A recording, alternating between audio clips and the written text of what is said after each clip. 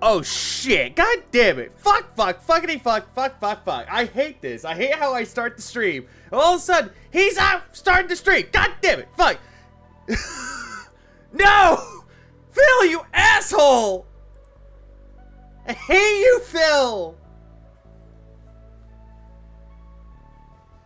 Yeah, the only reason why I'm plugging things in is just because I'm trying to get my, things working. Would you like a German beer with that cake?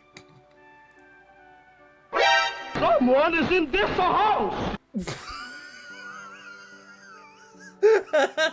I forgot all about the memberships. I forgot all about those.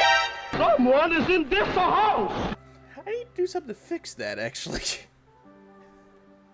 You go home! Yay, I got it all to work. Morning, evening, miss me? Someone is in this house! Oh, I know. Someone is in this house! And it was a butt. Big juicy butt. God. I need to actually get back to starting this Someone game. is in this house! Honestly, I am sorry. The only reason why I hadn't streamed much was because, honestly, there's really not a reason to. He stopped...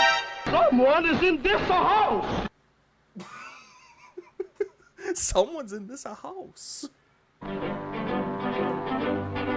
Somebody touch my spaghetti! Okay. I know some people miss me because there are people that actually do ask me. Yeah, I'm going to pull a Phil here and be like, a lot of people say that they miss my streams. On one hand, I'm like, okay, I kind of believe you. On the other hand, I don't. Hold on. Can I do this? Of course I can't. I can't do anything. I can't give memberships away. I want to give them away. I want to give them. Someone is in this house! Oh my lord, there's more memberships. Man, I want to give 5 away for free. How is it that Sly could do it? I can't do it. I hate this. Someone is in this house! But big ups, Aaron, and also big ups to Squirt and Run. Also, big ups to everybody. Big ups to all of you out there. Big ups, hopefully... Someone is in this house! You what? I need to get the soundboard working again, but yeah, anyways. Oh, hang on. Good morning, everyone. Welcome is in this to an house? extended streaming week featuring an incredibly hype new release. That is right. Today, ladies and gentlemen, is the premiere of Final Fantasy VII Rebirth, the game we've all been waiting for. But Someone is in this house! I guess I'm not going to be able to stream because of member bobs. That's why. Also, everybody. Someone is in this house! Big ups to everybody. Big ups to Brother Love for, yeah. Love you too, brother. No homo. Oh. Oh, hang on.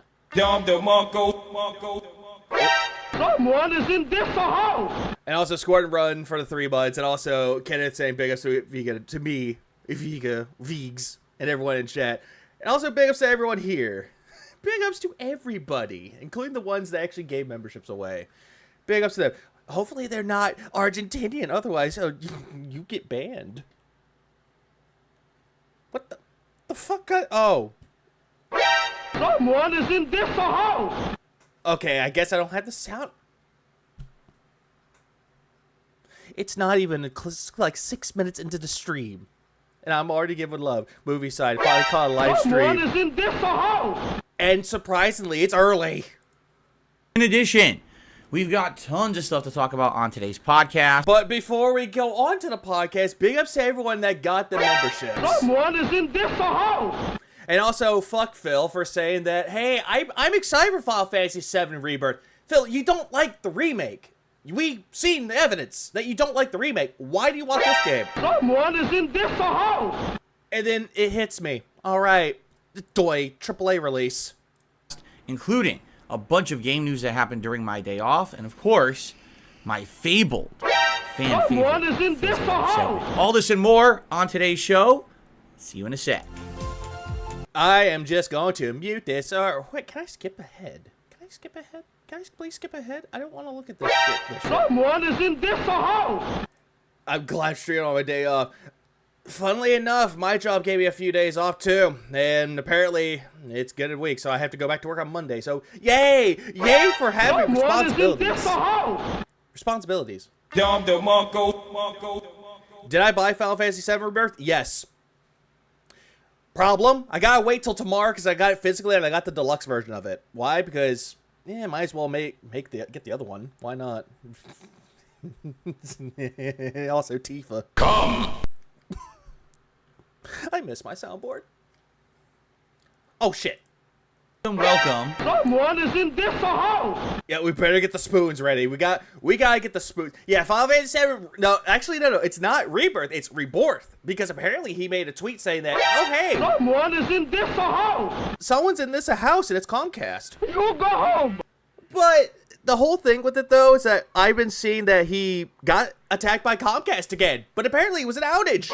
Someone is in this house. I bought it physically. There's some games I'll buy digitally. Like I bought Like a Dragon Infinite Wealth digitally, Tekken 8 digitally because I wanted to play it right then and there. Didn't want to wait. But this one. Someone is in this house. This one was just because I forgot I ordered it on Amazon and then it came straight to my house the next day. So. To a new month, even though it's not. Technically, it should be. Someone is in this house. I was trying to find a Tifa one. I really did at this point. But, maybe. Technically, this morning should be March 1st, but we have a special thing that we like to call leap year, that every 4 years we have an extra day in February. Oh, and that's a big special event with a fucking leap year. Woo fucking who? And that's what today is, February 29th, 2024. However, I've jumped the gun with the new setup. As you can see, this will be our new background for the month of March. I don't think I've ever done this combination before, so there you go. Wait, hold on. What combination? However, I've jumped the gun with the new setup. As you can see, this will be our new background for the month of March. I don't think I've ever done this combination before. Someone is in this house. But you have done this before, Phil. You've used this before, Final Fantasy V, because you bought the collection for $85 fucking dollars. There you go. Yeah, he's also pigsplaying the leap year. Yeah, is that leap year in the U.S.? No, this is leap year in Argentina. Did you know that? Oh. And I welcome you here to the show, and I welcome you to 7 straight days of streaming. Oh, I don't fucking give a fuck, Phil. Like, honestly, he'll sit there and go, I work for 7 days. Phil, you don't work. There are people that could stream, go to their actual job, and they can actually keep doing this. And the thing is with that, Phil, they're not tired. That is right. While last week I had a shorter week, this week... Oh, he's talking about his art. Oh, okay, his art. Gotcha. To make up for the launch... If it's I was going to say the borders, he's used that before. ...of Final Fantasy VII Rebirth, and to have enough time to play it all day today, plus this week, I'm doing 7 straight days. Holy moly. I heard that he stopped playing Baldur's Gate 3 just to play Final Fantasy VII Rebirth. It's funny, though. He wants to get rid of that one for a time being, just to play Final Fantasy VII Rebirth. But why play this? Why play it when he doesn't like it? He doesn't like the original, or the original 7 remake. The first one, I meant. That's cool, right? He don't do nothing. No, he doesn't do anything. He just sits on his ass and just goes, into the mic. Of course. Undoubtedly, as I expected, this morning as I begin the show, we have way less attendees. We only have 165 people sitting here on the podcast. And you might say, wait a minute. Phil, the reason why, it's because you don't stream on Thursdays. And every single time that you do stream on a Thursday, there's some rare occasion. Like, there's times where you do it on... Someone is in this house. There are times that you do it regardless. Like, in this case, you didn't want to miss out on playing Final Fantasy VII Rebirth. But when Armored Core 6 came out and someone gave you a code... Someone is in this house. When someone gave him a code, he didn't play it on a Thursday. No, instead he waited a day after and started playing it. So the whole thing is just dumb. He did not play the integrated DLC. No, he did not. Someone is in this house. And no, he does not like JRPGs. But also big ups to VXLR for...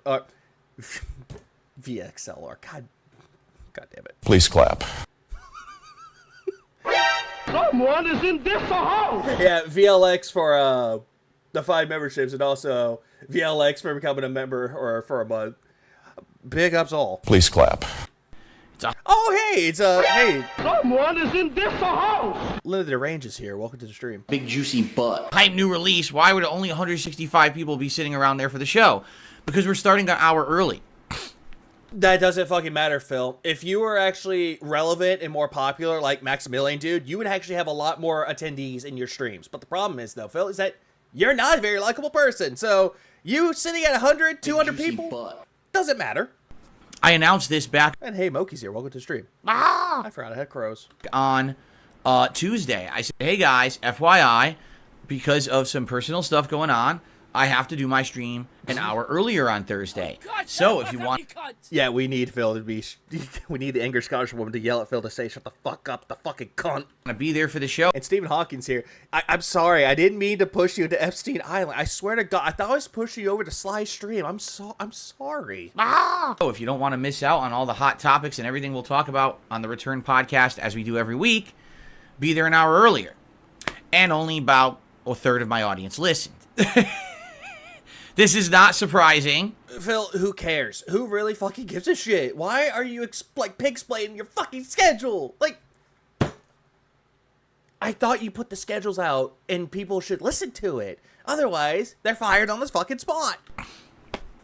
Whenever change happens, right, it's really hard to get people to Meester. adjust to a change, especially when you're someone like me who has a set schedule, where every day like clockwork, I'm usually here every single day. No, you're not, though, Phil. There are times where you show up, but you're late. You're like 15, 20 minutes late. So you're saying that you're here every day. Phil, if you actually worked a real job and you were 20, 15 minutes late, that accumulates Big juicy butt. to you being fired. And they would fire you just for that alone, for being late continuously. So that people... Oh, hey, Roddy, welcome to the stream, man. And everyone that's joined in, welcome to the stream. Please clap. Call this the belated... This is actually like a belated anniversary stream. I wanted to do a stream on the 24th, but something happened on 24th. Couldn't attend it. Couldn't really do much because... Death in the family, and it's not fun. It's really not fun with that one, but everything's fine now. Everything is calmed down. And honestly, I tried making videos on Phil, but Phil hasn't really been doing much. That actually was just like, hey, here's a video for you guys. Here's this. He's yelling at his audience to eat his ass while giving him a spoon. know what to depend on, right? I know that if I show up to Phil's stream at such and such a time, he'll be in the midst of gameplay or whatever, right? Juicy butt. And so, I'm not shocked to see that we have a smaller audience. However, as you know with the show, it lasts about an hour and a half. And so by the time that we're done with the podcast, likely we'll have people who are filing in for either the early gameplay or the podcast itself and be like, wait, the podcast is over. So hopefully we'll have a better audience here to play Final Fantasy VII Rebirth together, okay? But the way that you're talking about that, Phil, your leg is bouncing up and down. Like, you really want to get into the game so that people can give you money. But also big ups to everybody that's giving their condolences. I appreciate all the condolences given. So, speaking of which, yes, as you can see, today is the launch day of a huge game, pretty much the biggest release of the year so far, correct? I mean, I don't think there's been a single game that's come out in 2024 with as much hype behind it as Rebirth. Tekken 8, Like a Dragon Infinite Wealth, those two games came out last month, and they had major hype behind it, because it was one of the best, like, one of the most anticipated fighting games, and also a new addition to Like a Dragon series. Those were hyped, but yet Phil likes to look those, push them to the side, be like, no, Final Fantasy Rebirth. Final Fantasy Rebirth is what people care about. Also, yes, I have played Crisis Core Reunion. I don't care for the voice actor for Zack, but he grew on me as I played. Only reason why is because I played the original Crisis Core. That Zack Fair, that's my OG. I got my border up for Final Fantasy. Even though this has really what's there that's Final Fantasy VII related? Cloud? That's it. Got my. Oh yeah, Unicorn Overlord. That's coming out next week. And I'm actually excited for that game too, because Vanillaware pulls out a lot of great shit. Cloud Strife wig ready to go. What? Huh? What? Huh? What? Huh? Oh. What? Cloud Strife wig ready to go. What the fuck? This guy bought a fucking wig? Really? Couldn't you just wear the fucking Karen Masters wig and just get it over with? That Prince of Persia Lost Crown was a great game too. I actually really enjoyed it, but I'm sorry. I'm fucking sorry. I still can't get over the fact that he's going to become Cloud Strife. That's right. I'm not kidding you. Someone purchased me a supposed Cloud Strife cosplay wig for this event. This is how it came. Well, no shit, Phil. That's how all the wigs come in. But god damn it, Phil. I have with me a shot glass that says straight out of fucks to give. And also right next to me, God, shut the fuck up, you cunt! I have Jolly Rancher vodka. And it's 12:30 in the fucking afternoon. This is actually it. Not yet, but I have skip juice. Yeah. That's the Cloud Strife wig. It didn't come in any other box. It didn't come in another bag. It literally showed up on my doorstep, just sitting there like this. And Phil, it would also come with, I don't know, a package, like an outside manila folder or manila packaging, like most people have it. Oh, wait, yeah, Dr. Disrespect wearing wigs, but yeah, that's stupid. That's for fags. But if Phil wears a wig, that's A-O-fucking-K. But you can't call him a transgender because that makes you conservative, supposedly. this bag. Would you like to see it? I don't want to see it. Put it away. Throw it outside.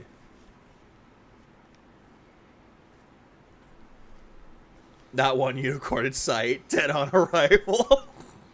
God damn it. Wow, it looks just like him. I mean, I don't think you could be any closer to the real Cloud Strife. Phil, what are you doing with Cat's wig?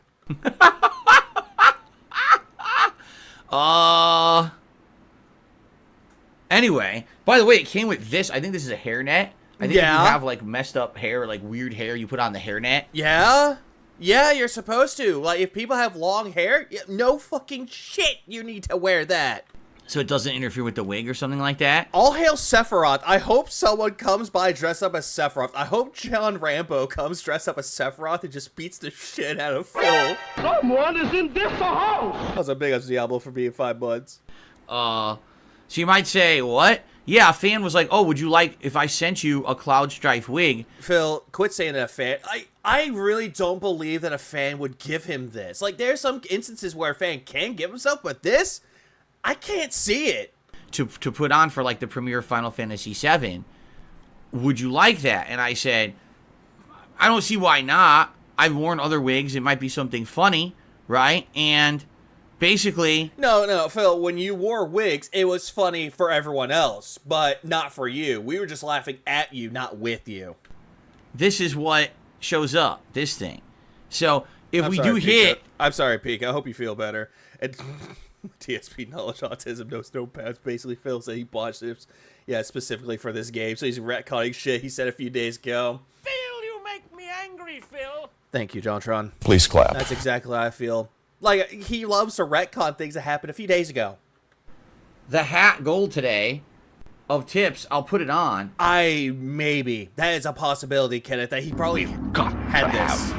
Money. Probably had this already. The Deep Fryer donated $9.99. I love how Phil attempts to play all the AAA releases, but he totally skipped over Prince of Persia: The Lost Crown. We missed out on all his racist comments about Persians. Big ups Deep Fryer for the $9.99. Yeah, he would have made those comments about Prince of Persia or just anything about the Persians. Or he would have made a stupid 300 joke of this is Sparta or this is Renton and kick someone off the fucking screen. But yeah, and also Urban, yeah, that's what you're supposed to do. It'll come in a bag, but you have to style it as you wear it. But I don't think Phil is that smart enough to, do that. Actually, I think what we should do, since this is so ridiculous, I think we should actually have this be the bigger goal today. I think we should do glasses, vest first, and then this is the highest level tier tip. What? Huh? What? What? Oh. Huh? What? I don't get this. Why? I think. That's what I think anyway. I mean, you guys could disagree. Oh, I disagree, but due to the fact you're scamming your audience at this point. But this looks so bad. I can't believe... Also, someone in his chat... I know for a fact that Cammy's fat ass is blocking it, but apparently someone gave him a super chat saying, why don't you skip the podcast and play Final Fantasy VII? It's killing the views, not the early hour. Don't be a jackass to your viewers. And you know what? I agree with you. Please clap. I absolutely agree. They actually made and sold this thing as like a cosplayer's official wig. It looks terrible. Like... I mean, and I have a Ken Masters wig. No, you have a Karen wig. Shut up. You know, from my Ken outfit, and this just looks significantly worse in quality to me. This looks like half of like Rod Stewart's hair, or like David Bowie in Labyrinth, right? That's what this reminds me of. It looks nothing whatsoever like Cloud Stripe. Hey, don't you fucking dare disrespect fucking David Bowie and Labyrinth. Don't you dare fucking disrespect. Also, his hair was longer than that. You could tell that this is probably like $20, right? This is probably like a $20 wig. This isn't any high-end cosplay wig or anything like that. I don't know, Phil. Why don't you check your fucking Amazon, purchases? Right? Anyway. So, yeah, that's going to happen, I guess, if we do hit a support level later today. At first I was kind of hyped for it until it actually showed up and I saw it, and I was like, it's nice of the person to say, hey, I want to do something nice for your premiere stream. At the same time, I mean, sadly, this is just a pure example of the kind of crap that you will get off of Amazon. It's hilarious because all the cosplay wigs on Amazon look amazing in the preview pictures. They look exactly like Cloud's hair, and that's what you get. Phil, the reason why it looks good in a photo, a promotional photo for selling the item, is because they styled it up. Someone is in this house. Also, big ups to D-Fry for us. Give me an hour in hairspray, I'll fix the wig. See? Even D-Fry, even you knew how to fix that. Because that's how you do it. You take the wig, you put it on, either on a head display, and you could style it there, or you can just put it on yourself and style it yourself. But, again, though, Phil's not that smart when it comes to doing his own hair. I mean, for God's sakes, he bitched and complained and blamed his mom for the way his hair looks now, and he goes to a fucking salon to get it dyed. In the mail, it's like, what the fuck? Anyway, so that's in play today. Glub, glub, glub, cherry gin water, yummy. So, I still need to do that Cammy cosplay, and I'm a fucking idiot for not doing it. I still got this stuff, goddammit. Let us talk about today. Yes, I'm playing Final Fantasy VII all day today. All right, once this podcast ends, roughly around noonish, we're going to jump right in for about 3 hours of gameplay. Yes, this stream is ending an hour early. But then tonight, I'm coming back 6:45 p.m. Pacific time for about another 2 to 2.5 hours of Final Fantasy VII Rebirth. So by the time we're done with today, we'll have around 5.5 hours of gameplay. From what I'm to understand, the game has an intro segment that lasts about 3 hours, so that's probably what we'll be doing on this very first stream. So, like most JRPGs or most RPGs, it's going to take like at least 2 to 3 hours before you actually, I don't know, get into the game. I mean, I'm just saying, I hadn't played Final Fantasy VII Rebirth yet. I'm still waiting for my copy. And then tonight, we'll be jumping further in. Now, for the record, no, I did not play the demo on purpose. I knew that I was going to be playing this game this month. I knew that I was going to be super hyped for it. I didn't want to spoil by playing it a few weeks early, especially because I was making a big push to get as far as I could in the current playthroughs before this game came out. It wouldn't. So this is the thing that makes zero fucking sense. He did this with Tekken 8 when he played the demo of that, and he was hyped for that.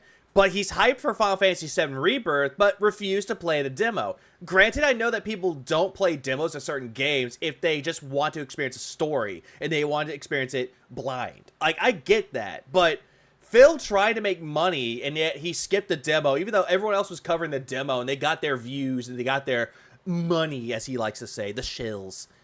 And I just don't understand Phil's logic here. I just don't. Oh, wait, this is his logic. We've got to have money. Tifa in the beach chapter. I'm not gonna lie, I saw what they did. They made her tits bigger. Come! So they did something right. Big ups to Square Enix. It made sense to play the demo. Oh, that's another I actually didn't get a chance to play the demo. Now I have a reason to. Thanks, Luis. I didn't know that there was bonuses for it. So now I have a reason to. When I'm already playing the game. I know they added on more stuff to the demo, though. But I forgot what they added to it. Game, and I already am behind on everything else I'm trying to get through, right? So, well, Phil, you push a lot of games to the side, like Sea of Stars that you dropped. I don't know when you're going to come back to that. Case likely never. And you're going to drop all the other games, and you're probably either A, not going to come back to it, or B, you'll come back to it at a later date, and you forgot about it. We will be doing the demo, we'll be doing the initial intro today. I'm sure part of that is probably the demo, but since I'm doing a double stream of the game, likely we will get past that and into other gameplay as well by the end of today. Now, yeah, they buffed Tifa. Yes, they did. Final Fantasy VII Rebirth will be the major stream several days this week, including today, tomorrow, Saturday, Monday, and Tuesday. So if you do the math, right, that's 5 days plus the night stream tonight. We should be more than 17 hours into Final Fantasy VII Rebirth by the time the week ends. The only day I'm not playing it as the main stream is Sunday, because Sunday is my React day, so we're doing my clip show on DSP Reacts that day. And then Wednesday, I want to keep in the rotation Baldur's Gate 3. So you're just not going to do... You're just going to make the whole entire thing of DSP throwbacks a new rotation for Sundays. This was... Okay, another thing that I'm going to mention here. Remember how he started the whole thing by saying that he wasn't going to put memberships on it? He was barely going to do any streams on it. He was just going to put videos up there, like, not as a daily upload, but just like every once in a while. Notice how that changed. Notice how he's uploading daily on there, and he's doing more streams on there on DSP Throwback, as well as memberships. Like, I don't understand why. And he's like, oh, but people love it. It's like, no, they don't like it. I'm surprised that people like Brand Dude can get through that without taking a gun and just, oh, I don't know. Well, God damn it. Ending it all. I'm just surprised he didn't do that. And it's the same thing. Like, he thinks that this is a legacy. This is like a good legacy to keep going on. Also, Darkseid to the Phil is here. Welcome to the stream. Oh, wait. Please clap. Yay. That's been an absolutely crazy playthrough of over 100. I think it's 102 hours now we're up to, something like that. And we're in the final area. We're unlocking quests. We're making progress. And I don't want people who've been around for that ride for the last 2.5 months to feel like I forgot them and put it on a total hiatus. So instead, we're definitely going to be doing it once a week, last day of the week moving forward. Okay? So, that's a lot of this game this week. And I understand for some of you, there's a couple things. Number one, many of you probably don't want spoilers. So you probably won't be around. But understand something. 5 hours today, 3 hours every other day, a lot of you will be ahead of me. So you don't have to really worry that much about, oh no, I'm going to have horrible spoilers past maybe today, right? Like, well, Phil, if they played it like, throughout these 6 streams that he's gonna do of Final Fantasy VII Rebirth, they're probably gonna be way ahead in the game, or they probably beat it while he's struggling to get past 17, 18 hours. Like, Jesus Christ. But also, yeah, big ups Amadeus for the 4K. Thanks, man. And also, Kenneth. Did you redeem your free upgrade of Remake? I did. Probably for those of you who are playing this as their major game, I think that you'll be like, oh, it's not a big deal. It's not like I'm playing this nonstop all weekend and I'll be 40 hours in by next week. You know, I'm probably playing it way less than people who are actually bought the game and playing it themselves. That's a good thing, right? Well, that's a good thing for them because they're playing at their own pace. Unlike you, that's just going to be playing it and just forcing the audience to help you out. There you go. Number 2, I don't want this game to be the only game I'm playing. All right? If I did that, sadly what would happen is you have people who would be upset. We got other games for variety. I'm a variety streamer. Quit bringing up the fact that you're a variety streamer, Phil. There are many other people out there that are better variety streamers than you are. Again, I love bringing up Proton John with it because his fortune cookie streams, that's more variety. And he does that in one day of a stream. That's more variety than what Phil is doing. Juggling all these games and he can't finish. Someone is in this house! Hey, Hopter, thanks for the 7 months. Yeah, finally, an Vegan stream. Big up, man. Yeah, finally, a stream. I hadn't streamed since... What was the last time I streamed? Was it part 8? I was doing a Sea of Stars where he just completely dropped it. I think that was the last one. Please clap. So, we're still going to do Street Fighter. We're still going to do Tekken for Friday Night Fights tomorrow night. I got a big Freudian slip there because Street Fighter had an expansion yesterday, and I'm going to talk a little bit about that. Glub, glub, more cherry gem juice. Yummy. Toxic cherry juice. Because they actually rebalanced the game a little bit.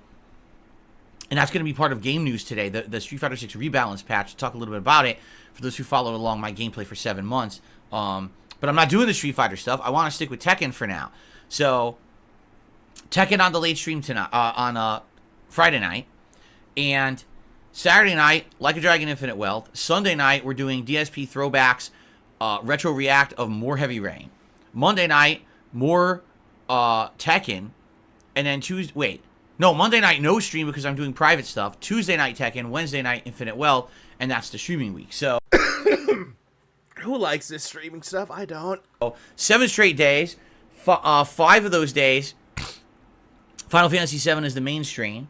All right? Good variety this week for sure. Okay? And yes, because some people are bringing this up. They're saying, so is your internet back? No, I'm broadcasting through a magical means today. I've actually completely foregone technology. I made a deal with Beelzebub in the backyard. I opened a portal to hell, and I say, hey, if you let me stream today, you can have some special privileges.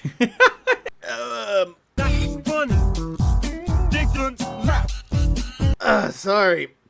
For some strange reason, I had a coughing fit, but guess what? I muted my mic so nobody can hear it. And he agreed. No, my internet's back. Yeah, last night, the internet went out right as I went to sleep. Like, I was going to sleep, it was around like 12:30 a.m. You know, I usually go to sleep around 1 a.m. And, No, there are times you go to bed around 4. Phil, you make me angry, Phil. You go to bed around 4 o'clock, shut up. I'm getting ready, my wife and I, and what we do is we like to play music at the end of the night. Nice relaxing music to get us, in the mood to go to sleep. Nice tribal music that his wife makes him listen to. And we go to play it, and everything goes off. We're like, what the hell? And I'm like, don't tell me, right? I mean, after all the problems I had with my internet last year, yes, it is true. There was an actual troll of mine who worked for Comcast, my internet company, and they were purposefully messing with my internet, going into my modem and changing my settings. Okay. Okay. So, I didn't think it would come to this. It has come to this. Because fuck Phil by saying, I was attacked by a Comcast troll. Shut the fuck up, you dense fucking cunt. God, you make me so upset. You really do. Now you make me want to... Yeah, this was months ago. It's like, Phil... Phil, you had an outage. That's all you had. Was a fucking outage. Putting in malicious messages and hitting reset during my streams. That's why I was kicked off the internet during the Side Scrollers interview last year. If you can believe it. No. Shut the fuck up. That was not the reason why. Ooh. Green apple tastes so good. Tastes so good. Please clap. But no, that's not the main reason why you did that, because Greg was asking you, hey, show us your account. Show us your WWE Champions account. Oh no, my internet. Oh no. Ah. Yeah. God. Fucking idiot. Sorry, I didn't mean to. I thought I muted it. Anyway. Oh yeah, absolutely. Like, most people aren't petty when it comes to their exes. They're really not. He is. With all that being said, I was nervous about other malicious issues, but I was like, wait a minute, it's 12:30 in the morning, right? Why would this be happening now? You know, and then I went and checked both of my modems reset, and neither of them was reconnecting to the internet. And I was like, it's definitely not a troll. It's something going on with Comcast where they've lost service for tonight. Yeah, it's called an outage, Phil. It's also called a maintenance update. They do that from time to time, Phil. Well, they'll turn off the internet on your end so they can do a maintenance update. It happens. And so we just went to sleep, and lo and behold, came up this morning, and everything's fine. So no problems there. Don't worry about that. Okay? All right. Excuse me. So... Phil, I just belched, and guess what? I muted my mic so nobody could hear it. Phil, why don't you do the fucking... Oh, right. Because this is meaningful, curated content. Full speed ahead today.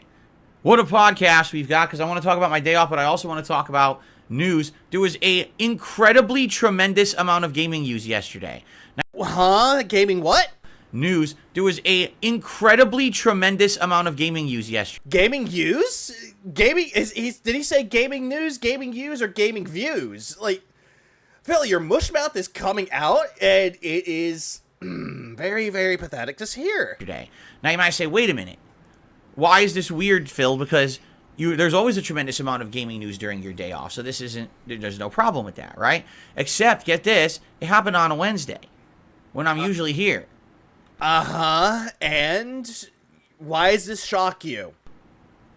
Gaming juice. Please clap. God damn it. Why? Gaming juice. That was a Freudian slip. Why is it that whatever day I take off of the week is the day that inevitably will have the most game news in it? I'm lost. Phil, it's not going against you. It happens. There are times where people they miss out on certain things, but they cover it the next day. Phil, why are you shocked by this? It happens. It fucking happens. It's not revolving around your fucking pathetic little schedule. It happens every single week. It's usually Thursday, so I decide to take a different day off. Oh, now it's Wednesday. And you'll have all this insane amount of news. Okay. You complained on a Thursday where there was gaming news, like conferences that you couldn't attend, the Game Awards that you completely skipped over and said you want to do the fucking recap. Okay, whatever. So we'll talk about it today. Quite a lot of topics to talk about. Most not good. Some really messed up, nasty stuff happening in the game industry. And it's sad to see it happening because I hate to say it, it doesn't look like it's the direct result of anything besides mismanagement and greed. But that sounds a lot like DSP Enterprises, based around greed and is very mismanaged. We'll talk about that as we get to the Oh, Phil definitely looks Polish right now. He wants to say he's Italian. No, with the way that he looks like an angry Polish grandpa. segment. What I think Stupid news always happening on my day off. But oh yeah, it's what's his name's here? I'm him. I've been him. I will continue to be him. Yep, it's the brand dude. Well, welcome to the stream. we should do quickly. Disrespect to the Polish, come on. It's not disrespectful. He even said himself. His blood is a quarter Polish. Let's recap what we did on Tuesday. I did not. I really wish I would have done so, but I know that Atlas covered it. You know, I think his name's Altus, the Zookeeper, covered those videos. Yeah, big ups to him on that one. Let's talk about my day off, right? We already talked about the schedule, so let's instead then jump right into game news after that, and then we'll get set up for Final Fantasy. Fair enough. Now, I will say this. All right, before we get started, today is February 29th. There usually isn't a 29th day in February. Yes, there is, only on the leap year, Phil. You already just said there was a... God damn it. Back to fucking pix plating fucking leap years, aren't you? All right? It is the What up, Vispy? last day of the month. Any support that you guys lend me today is incredibly helpful because I'm trying, obviously, to make up them tips. to come back from the fact that I had, no exaggeration, I wish this was an exaggeration, over 2,500 fake gifted memberships on this channel. He was trying to say illegitimate or stolen. He was trying to think of it. God damn it, fucking retard. For a month and a half, all right, pretty much all my legitimate memberships went away. Hey, Phil, you wanna know why you got those fake memberships? Because you made copies of the Fuck You Phil Emporium and you just handed them out to people. Most people would just completely ignore it and stop talking about it. But guess the fuck what, Phil? You kept talking about it. And that's awful because I'm not getting paid for any of those. These are You are getting paid for them, Phil, but you're not going to get paid the whole amount of money that you're thinking that you would have received it. people who normally would have supported my content, supported my channel with a membership. They liked the fact that they were getting all these features. And then what happened is everyone got it for free. And because of that, of course, who's going to pay for something they got for free? Nobody. Some people would actually see someone giving it to them for free, and they would be like, oh, hey, thank you so much for giving that to me. Like, for God's sakes, Phil, why are you you're treating something that should be free, and that should be a good thing for your community, but you're treating it like it's a negative. Didn't you want your community to grow? But now, as soon as you get that growth, you're looking at it like it's a fucking negative. Can't anything be positive with you, fucko? Right? It's like, oh, it's a freebie. And as much as nice as that might be, and you might say, well, that's great, you got new emotes on your channel, everyone got access to the features, I lost a big chunk of my income. All right? This is not a joke. This is not a gross exaggeration. I lost, arguably, anywhere between $1,500 to $2,000. Now it's 2,000.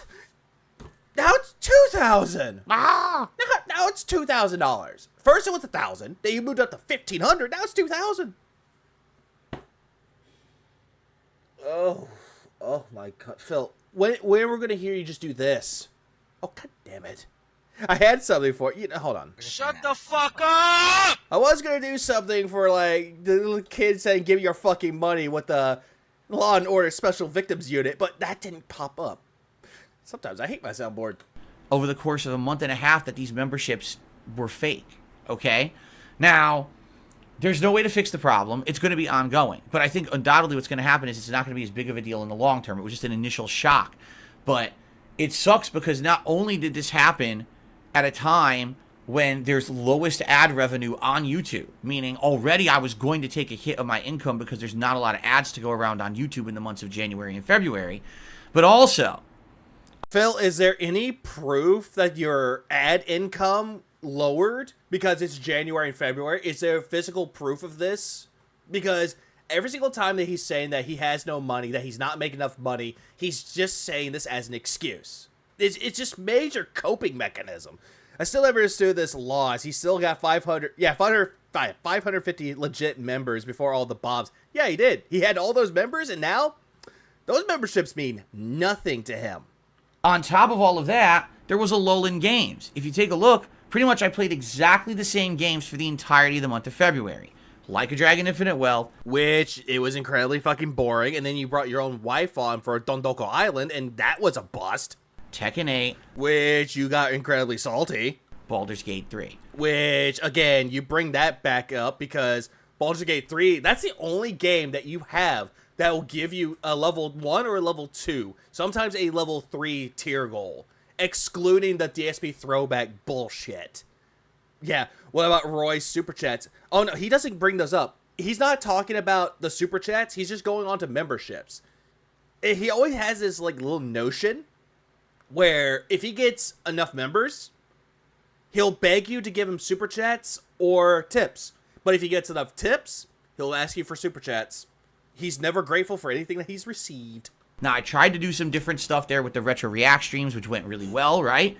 But overall, it only went really well for you because Roy, aka OIC Roy, besides, you know, because everybody knows that that's probably who it is, gave you $300 throughout that. And yet, you're still ungrateful. there's not much I can do. I gotta play what's out.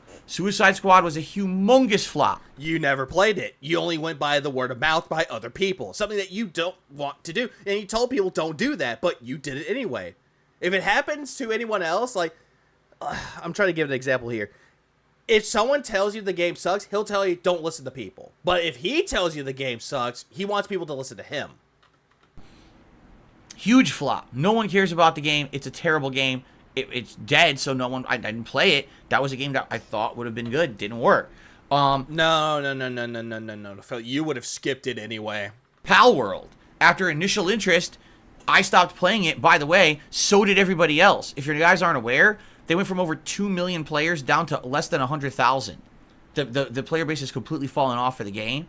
Phil, most of the people that played it in the very beginning, they were doing it because it was virally popular. Well, there's a lot of reasons to why the player base dropped. It's either A, they actually finished the fucking game and they want to move on to something else, or B, they just have no interest. They played their worth of it and they dropped it. That's completely normal for people to play games, Phil. Do you not understand that? Oh, no, he's going to think that they all did it for money. They didn't make money. But the main reason why is because he hopped on the bandwagon because it was virally popular. He wasn't making enough money. He dropped it forever. It was a hype game for a couple weeks, and just like all these memeable games, it died and no one talks about it anymore. Glub, glub, glub. Toxic cherry juice again. But people still talk about Pal World, Phil. Hell, for God's sakes, I just saw a video that Stephen He made where it was a parody of Pal World. It would just say, hey, copying homework, and it's making fun of the parody, like Pokemon, Fortnite, Breath of the Wild. Like, it was a good parody. They can still make videos about it, or as a topic of discussion, but Phil doesn't understand that. Although Helldivers 2 has seen great success, it's an online co-op shooter. I don't play co-op games like that. Call of Duty Modern Warfare 3. Granted, you're not playing cooperatively with people that you know, but you are playing on teams. So it doesn't fit into my forte of the games that I play. Also, democracy. It's time to helldive. So if you look at it this month, it was undoubtedly going to be a deader month, and there was nothing I could really do about it. I even played the very, very small Silent Hill game, right? It's only 3 hours long. I got through it in one sitting. Because it was a short game. They even said it was going to be very short. So, that and Silent Hill, a short message, fucking sucks. All that being said, I did my best to try to entertain you guys. Thank you to those who were around and did support. But yeah, what happened was I have a giant hit now of income because people who would have had memberships did not get them. They just got them for free. Hey, Phil, I thought you weren't caring about the money. I thought you were just doing it because you had a passion for video games. Remember that, fucktard? And I hate to say it, although there was a handful of people who were like, oh, listen, I was going to buy a membership, but I got one for free. So now I'm going to come by and I'm going to support you in another way. I'm going to send you a tip. I'm going to do a super chat. Because you guilted your audience. Because you kept saying over and over and over. We've got to have money. Oh, hang on, money. Asami77 donated $5. Got a solution to Phil's problem. It's called Get a Real Job. It's called Get a Real Job, you fucking knob. Please clap. But big ups to US Army. Thanks for that, man.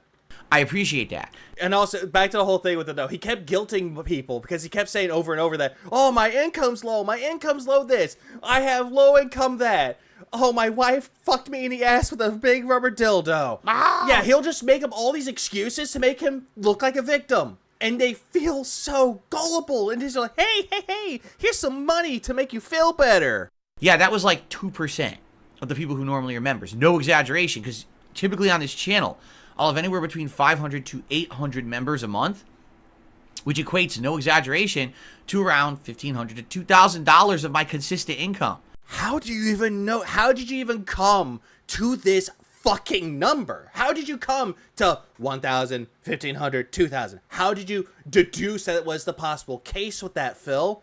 Did you pull up a random calculator? Did you talk to your tax guy? Did you talk to Tyrone after her cat was done fucking him and ask him, hey, how much money did I lose? How did you come to these fucking numbers? And I don't have that now. So now what's going to happen is when I get paid in March, I'm pretty screwed. Like this month. Oh, boo fucking who, Phil? There are people out there that actually do struggle. There are people out there that get laid off and they're trying to find work So that way, they can make enough money to get fucking by, the boot scrapers of society. But you don't understand that. You make 6 figures a fucking year, and you're gonna sit there going, my income's low, I need to pay out my bills. Tough fucking titties. Everybody pays bills. Not just me, not just you. Every fucking buddy does it. So stop sitting there going, I need my money, these memberships, Argentina, those fucking Argentinians screwed me. Cry me a goddamn motherfucking river. I feel I'm going to have to penny pinch and cut giant corners, and of course this comes at a time when I have to buy a bunch of games. I just bought Final Fantasy VII. I'm going to be getting the Battlefront collection. I'm going to be getting Rise of the Ronin. I'm going to be getting Dragon's Dogma 2, and there may even be others this month. So in a month when I actually have a big cost coming up is a month when I'm going to get paid the least. Okay, so Battlefront collection, $40. Dragon's Crown, or not Dragon's Crown, good game though, but Dragon's Dogma 2, $70. That's $110, $120. That's with tax included. What other games are out there that he wants to buy? He already paid Final Fantasy VII. Someone is in this house. Final Fantasy VII Rebirth. So he paid probably, I'm going to say about $75, $76, give or take. Or he probably got the deluxe version of it. Why? No idea. So, also, big up Turtle Games. Yeah, more. Congrats to your 4K. Thanks, man. today, if you're here to chill with me and hang out with the premiere of Final Fantasy VII Rebirth, because I'm very excited for this game. As I told you guys, this is one of my biggest, most hyped games of the year. No, it was not your most hyped game of the year. It never was. The only reason why it was your hyped game was because the Game Awards deemed it so with the most anticipated game award. That's the only reason why you fucking give a shit about it.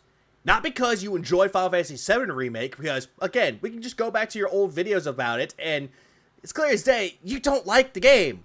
By far. Now I'm so much more on board with it this time, okay? And here...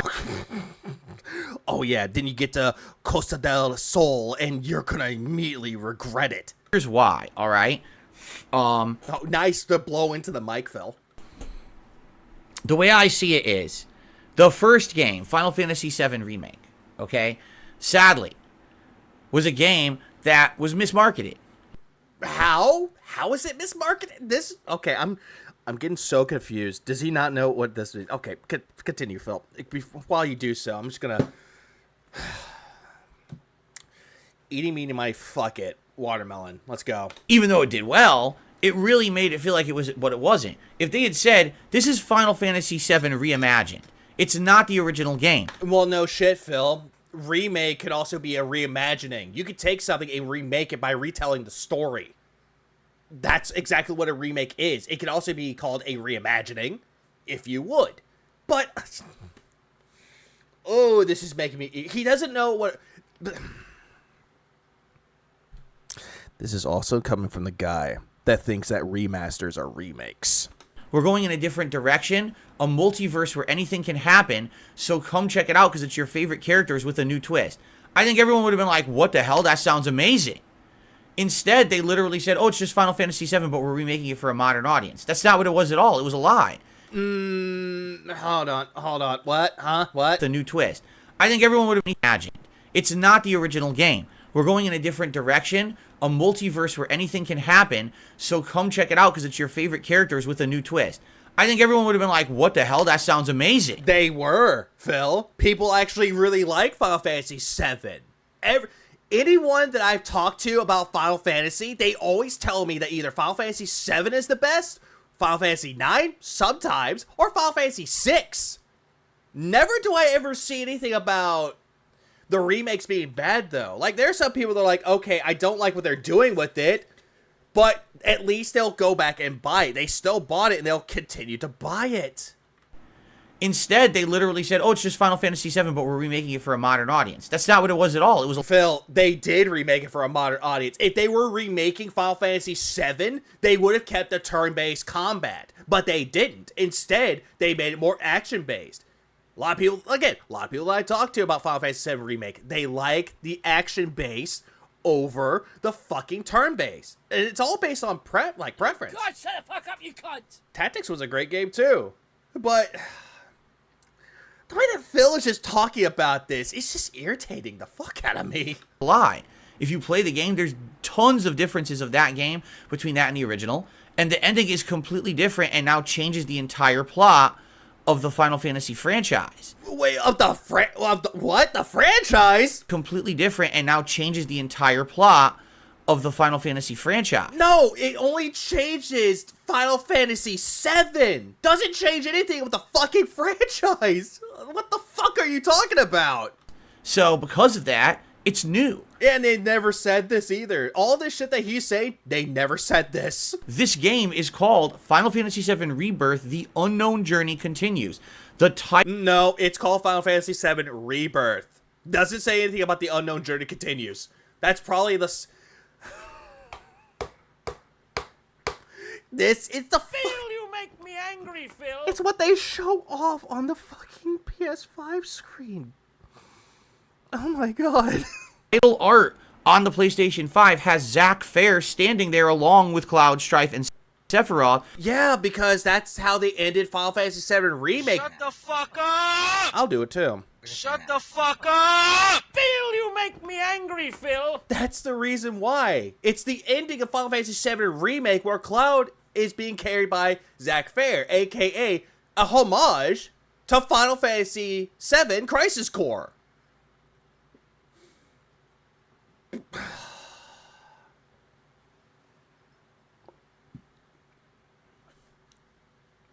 Ooh, watermelon tastes good too. He's alive. So it's going everywhere, right? You know what I mean? Like, it's going in a totally different direction. That makes me excited. Why? But does it make you... Phil, did you ever play Final Fantasy VII Crisis Core? No, you didn't. Why? Because it's not a prequel. It's not a Fuck up! Thank you. rehash or redo. It's a new game. I'm down for that. If you're going to make a brand new Final Fantasy game, I'm on board. I don't like the modern remake, the modern rehash, or a prequel style event. I want something that anything can happen and you don't know. Right now, the big question for everyone, what's going to happen to Aerith? Is it Aerith or Eris? Because I was getting confused because I don't even remember what they call her in this, but... Aerith. Because originally she was named Aerith. They had a mistranslation and called her Eris. Will she survive? You know, historically, she was one of the most shocking character deaths in video game history in the 1990s because she does pass away during the course of Final Fantasy VII. Not even... No fucking shit, Phil. That was like one of the major plot developments in Final Fantasy VII. Yeah, thanks for spoiling for those that didn't even play the original, like the majority of your audience. Even at the end, it's like the middle of the game, okay? So, it's Aerith, TH. Okay, thank you. So what will happen? Will she survive? Will they have someone else die instead? That's an interesting take, right? Phil, you're just going off of what everyone else is already speculating, Phil. Everyone else has already made these theories of who's gonna die. Some people say Tifa, some people say Aerith, some people say someone else will die. Or she doesn't die, no one dies. They make speculation. Again, you're just regurgitating what other people have already said and speculated and made theories of. Right? Now that Zack Fair is alive, how will he change the plot? Will you get to play as him? Will he be a character? Will he play differently from Cloud? These are interesting questions. No, he's probably going to play the same as Cloud because he was a soldier just like Cloud is. That we need answers, right? Again, if you would have played Final Fantasy VII Crisis Core Reunion, you would have known everything about Zack Fair. But again, you don't know anything about Final Fantasy VII. And I stayed away from spoilers, and don't worry, I'm sure we're going to get them. Just to forewarn everyone, I almost guarantee you we're going to be spoiled on this game. The game's now out, everyone's playing it. Within a day, the entire plot will be on the internet, and people will be going around spoiling it for everybody. And there's nothing much that you can basically do, right? So I guess we'll see, all right? But I'm excited. Now knowing. Yeah, Pure-centric prequel style, Eris passed away focus reimagining. That this is a new game, this gets me excited. By the way, I'm happy that this came out now, and here's why. Man, Final Fantasy 16 was a huge disappointment last year. Final Fantasy 16 was not a disappointment for anyone else that you ask. Granted, some people like it, some people don't. It all depends on who you ask about it. You didn't like it, even though it's the most simplistic when it comes to its gameplay. But you he's still gonna harp on Final Fantasy 16. Right? And that's supposed to be the flagship numbered title installment. You know what I'm saying? And basically you're like, man, what happened? How was it so bad? The pacing was terrible. The Pacing wasn't that bad. gameplay was piss easy, like a play school Final Fantasy button mashing, and the combat. Phil, the person that actually helped out with Final Fantasy 16 was the guy that actually helped out with Devil May Cry 5. Did you not understand it? And he picked easy mode. Oh, I forgot. The game sucked. I was so disappointed at how bad it was. I'm happy to get back to this because Remake was good. Remake was very good, and now But you didn't like Remake very much. we get to play this on PS5 at launch, which means the graphics are probably going to be absolutely outstanding and jaw-dropping. Even though Final Fantasy 16's graphics were not that bad. Plus, the other cool thing about this, it's Final Fantasy VII Rebirth open world. Unlike the first game where you were stuck in Midgar. In this, Phil, they even said in the back of the box, hang on, give me a minute. Let me go grab the fucking box. And I'll tell you exactly what it says. Because this is just legitimately irritating the fuck out of me, man.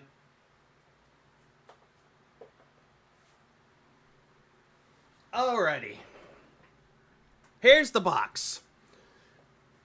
The story of this first standalone game, the Final Fantasy VII Remake project, covers up to the escape from Midgar, goes deeper into the events occurring in the city than the original Final Fantasy VII.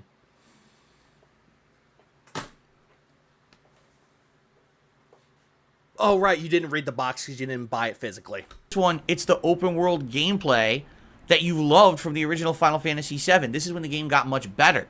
So I'm very excited to have this happen, and I hope that the game is as good as people are saying. I'm very, very pumped, and that's why I'm so excited to even play this so much this week and carry this as the mainstream for the next 3+ weeks. I want to have a great time with all of you, enjoying a brand new release, groundbreaking graphics, great gameplay, a redone plot, new elements. I'm just really pumped. I really am. Phil, they did that with Final Fantasy VII Remake. They changed the plot. It actually had a decent plot. But, again, you didn't pay attention to it because you're like, oh my god, this is terrible. A Japanese this, Japanese that. Hey, Darksy, welcome to the stream. Please clap. And to everyone else that timed in too, welcome to the stream. We've got to have money. Turtles Game Kingdom donated $2 Australian. Does Phil suffer from Asperger's syndrome? It's Asperger's when it's Asperger's. Like, that's the sad thing about... Okay. I have it, but I don't do the shit that he does here. I do not. This is just Phil being a fucking retard for the sake of being one. And I hope... But hold on. Who said that? Thanks, Turtles, for the $2 Aus. Not, I was going to say Australia for a second, but I think it's I forget if it's Australian or not. I forget. That it's good, and I hope that you guys are going to come by every day and hang out with me. Listen, the reason that the Baldur's Gate 3 playthrough worked so well is because of engagement. Because you forced it on them. You told them to give you money and hold your hand, otherwise the game sucks. Every day people are coming by and engaging. If we can get that engagement for this game too, that would make me so happy. And this really is the first giant release of the year. Yeah, Tekken 8 and Like a Dragon were new games, but I didn't feel that level of hype that I'm feeling for Final Fantasy VII. No, the only reason why you say that, Phil, is because you didn't make enough money with those two games. Especially with Like a Dragon Infinite Wealth, due to the fact that you only made $9 recently on tips. Okay? For the past few days. So, it's all good, Turtles. I didn't know. It's all good, man. I hope you guys are on board. All right? I'm pumped for this. So, yeah, that's why I'm playing it so much this week. But I do have to maintain balance and everything. Yeah, pick that nose, Phil. Pick out that nugget of truth. I'm super pumped. Anyway. Also, big ups Hosku for the 5 gift memberships. Big ups to everyone that got them. Someone is in this house! Someone is in this house.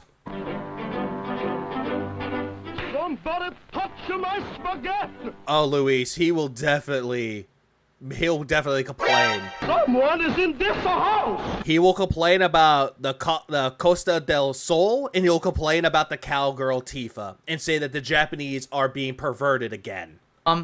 So, let's talk. Someone is in this house! Let's talk. Let's now talk about what happened on Tuesday, and then let's talk about my day off, and then we'll get into game news. So Tuesday, Baldur's Gate 3, more major progress. It was a Someone is in this house. Also, Phil, I don't care about the progress. major stream where we were already in Baldur's Gate. We went into the sewers. We found a whole bunch of combat down there. Wait, And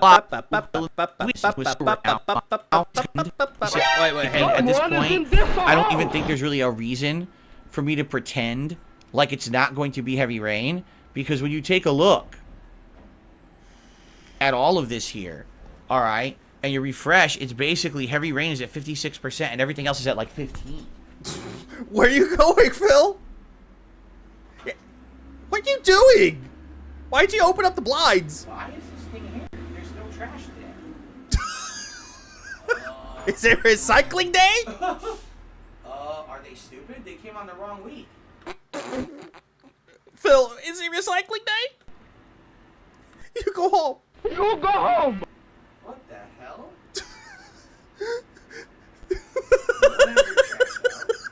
Oh, is it compostables week? Oh, okay. Why? Why? Why? I was just thrown for a loop because I heard the trash truck coming by outside, and I'm like, why is the trash truck here? It's not garbage week. If that's a trophy for our Final Fantasy VII Rebirth, I don't have that trophy because, again, I don't have the game yet. And no one has their cans out, but I don't think it is. I think it's compostables. I think that's what it is. They're getting the compostables from the end of the street or something. Club, the compost. Compost juice. God damn it, Phil. You are fucking Doug from Up. How you could just talk and all of a sudden noise. Squirrel! That did throw me for a loop because I think that's what he's expecting, RG. I think that's what he is.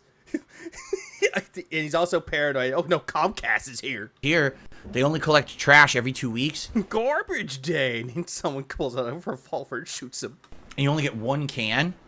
Oh, it was Remake. Okay. I forgot all about that one. I do apologize. So basically, It's actually been quite a long time since I actually played Remake. if you don't have your trash thrown out, you're screwed. You have to go to the dump and pay to throw out your trash. It's pretty stupid how they do it here. Anyway, It's pretty stupid how people do this. So people with jobs, like actual jobs, following a schedule? so let's get into it. Let's talk about my day off yesterday, which was an odd day off because it wasn't my normal day off. Usually it's Thursday, and this week it was Wednesday. We did a lot. It was actually quite a busy day, so I went out and I ran errands. By the way, I hurt my back, and it must have been I wrenched my back in my sleep or something. Wait, because I didn't lift it. hang on. What? Huh? What?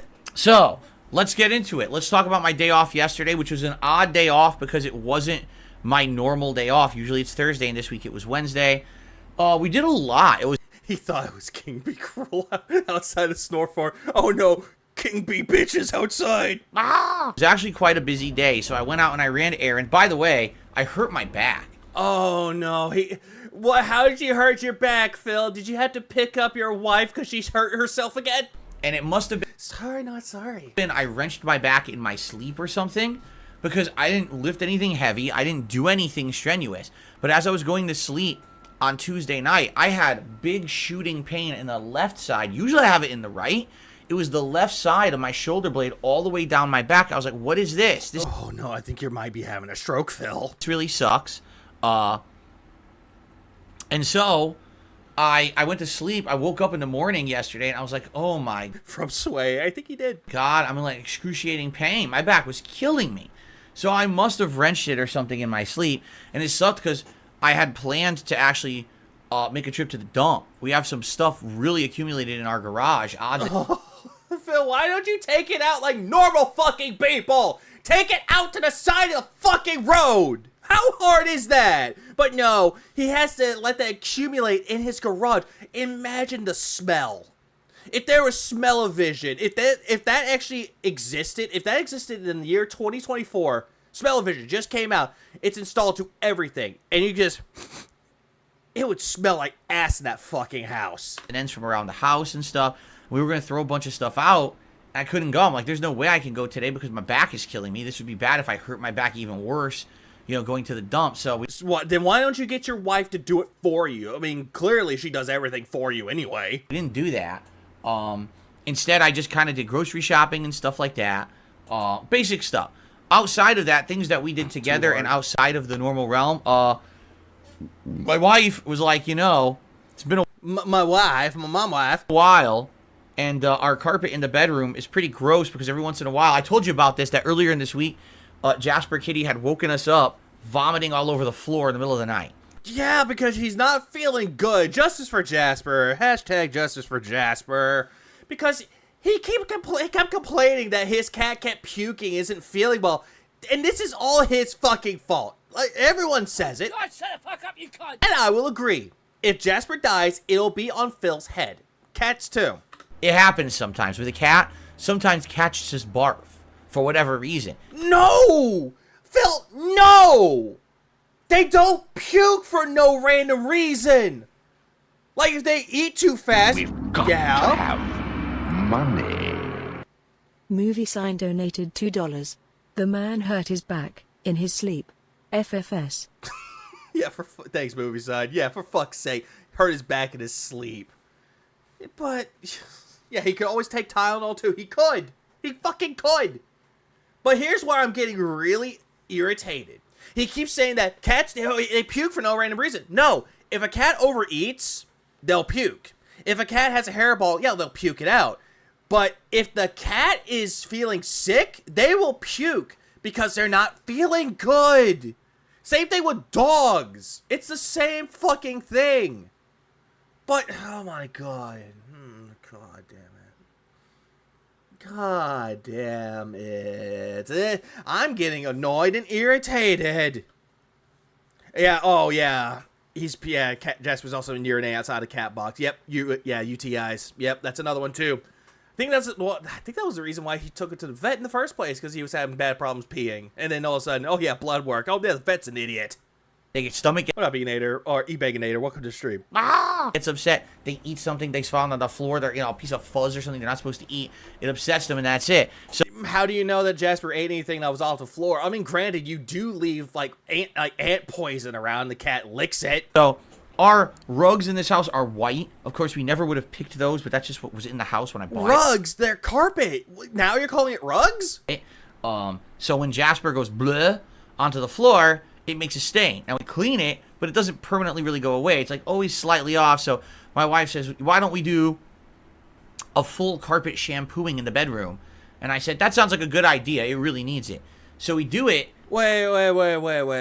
So he won't take Jasper to the vet to get blood work done, but yet he would spend a lot of money to get his carpet shampooed.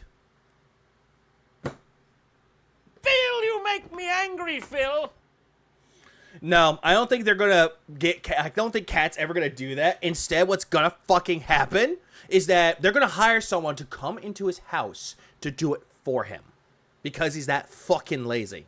So much dirt came out of the carpet. All right, and we've done it. We usually try to do it at least once a year if we can. Phil, why don't you? Oh, I don't know. Vacuum. Then it won't stain the carpet. Then the dirt will just be gone. Why don't you do that? I think we did it about a year ago. Maybe I'm wrong. Maybe I'm just completely off in my head. The water in the actual carpet shampooer was black. Okay? Yeah, that just shows that he doesn't clean his house. That him and Cat both don't clean the house. Like he kept saying that, oh, Cat keeps cleans the house for us. She always does that. But now it's like, Phil, the shit that you say, motherfucker, this is the reason why. And we emptied it out in the bathtub because you're not going to put it anywhere else. The bathtub clogged.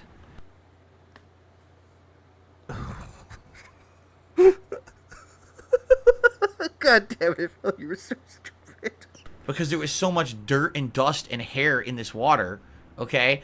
Black mold water. I had to get like liquid. Is carpet being shampooed a metaphor? Oh no, it was black. Oh god. Plumber and pour it down. I had gloves on. I'm like trying to unclog the toilet or the drain in the tub. It was so disgusting.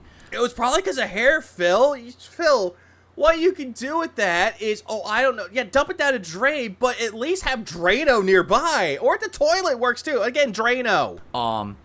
And basically what happens is when you do this, big clumps of this dirt and hair come up and leave, like they sit on top of your carpet. Or, yeah, dump it outside. Thank you, Banana. I was about to say, yeah, or dump it outside. I didn't think about that one. So I goes down the toilet like grease. was walking around with slippers on this soaking wet carpet, picking up these clumps of really gross yuck and throwing them out with paper towels. You know what? But a funny thing happened. So we've always had this long storage ottoman, all right, at the end of our bed. When I first moved in here a decade ago, the ottoman it kind of matches our living room couch downstairs, which is a sectional. It's the same material. It looks the same. It was meant to come as almost like a set. And so when I moved in here, I always put that ottoman, I put it at the bottom of the bed, the foot of the bed. The problem was I didn't really measure, and having that ottoman there's just not a lot of room to walk between. That's a good question. Why is he wearing wet slippers on slippers on a wet carpet? That just accumulates more dirt. Between the ottoman and then with the dresser that we have against the other wall in the back of the bedroom, so it's kind of narrow in there. But I just always left it there. And the funny part is I remember distinctly when I first got the ottoman, I was like, oh, this is going to be perfect. I'll be sitting on this all the time getting dressed in the morning, and I'll use it for storage. But because of the positioning of the ottoman, you basically never use it. It just sits there for looks, but you never really use it for anything because there's not a lot of room. Phil, what an ottoman can be used for, if it has storage inside of it, that can be used for bed sheets. That's always a good thing to have for bed sheets. That way you don't have to go into the closet and pull it out. That's what an ottoman on the very front of the bed is used for. It's for that. But I don't think Phil understands what any pieces of the furniture is used for. I think he might have, I think he sleeps on it like Michael Scott. So my wife and I moved the ottoman. Why is it wet in the first place? Shampooing. They're shampooing the carpet. Cat's carpet. We've got to have money. Turtles Game Kingdom donated $5 Australian. What does Phil and Amber Heard got in common? They both noticed how dirty their carpet was. They both shit the bed. Amber Heard literally, but Phil literally, like metaphorically, does it. Hallway to do the shampooing of the carpet, and we realized something. We're like, this is really nice in the hallway. Like this, it's a perfect thing you put against the wall. The hallway's wide enough that it doesn't make the hallway super narrow. You sit on it like, oh, this is nice and comfy out here. It's actually no nice little resting spot right in the middle of the hallway where you can relax. And we opened it up. We're like, we don't really have anything significant in this thing. We can start using this for storage now. And then we go in the bedroom. Now the bedroom is just way more open because it doesn't have a giant storage ottoman blocking the walkway through the bedroom. It feels way more open space. We're like, why didn't we do this earlier? Because you don't think of it. It's just, it's just always been there, right? It's been there for a decade. You don't think to move it. And you move it like, oh my God, like this is way better. Phil, I think you moved it and you hurt your back that way. Something that's not even that heavy, and he hurts his back. So yeah, walk down his hallway. It requires him to sit and rest in the hallway. This power walks in the mailbox and no longer a thing. Oh, absolutely. Who rests and relaxes in the hallway?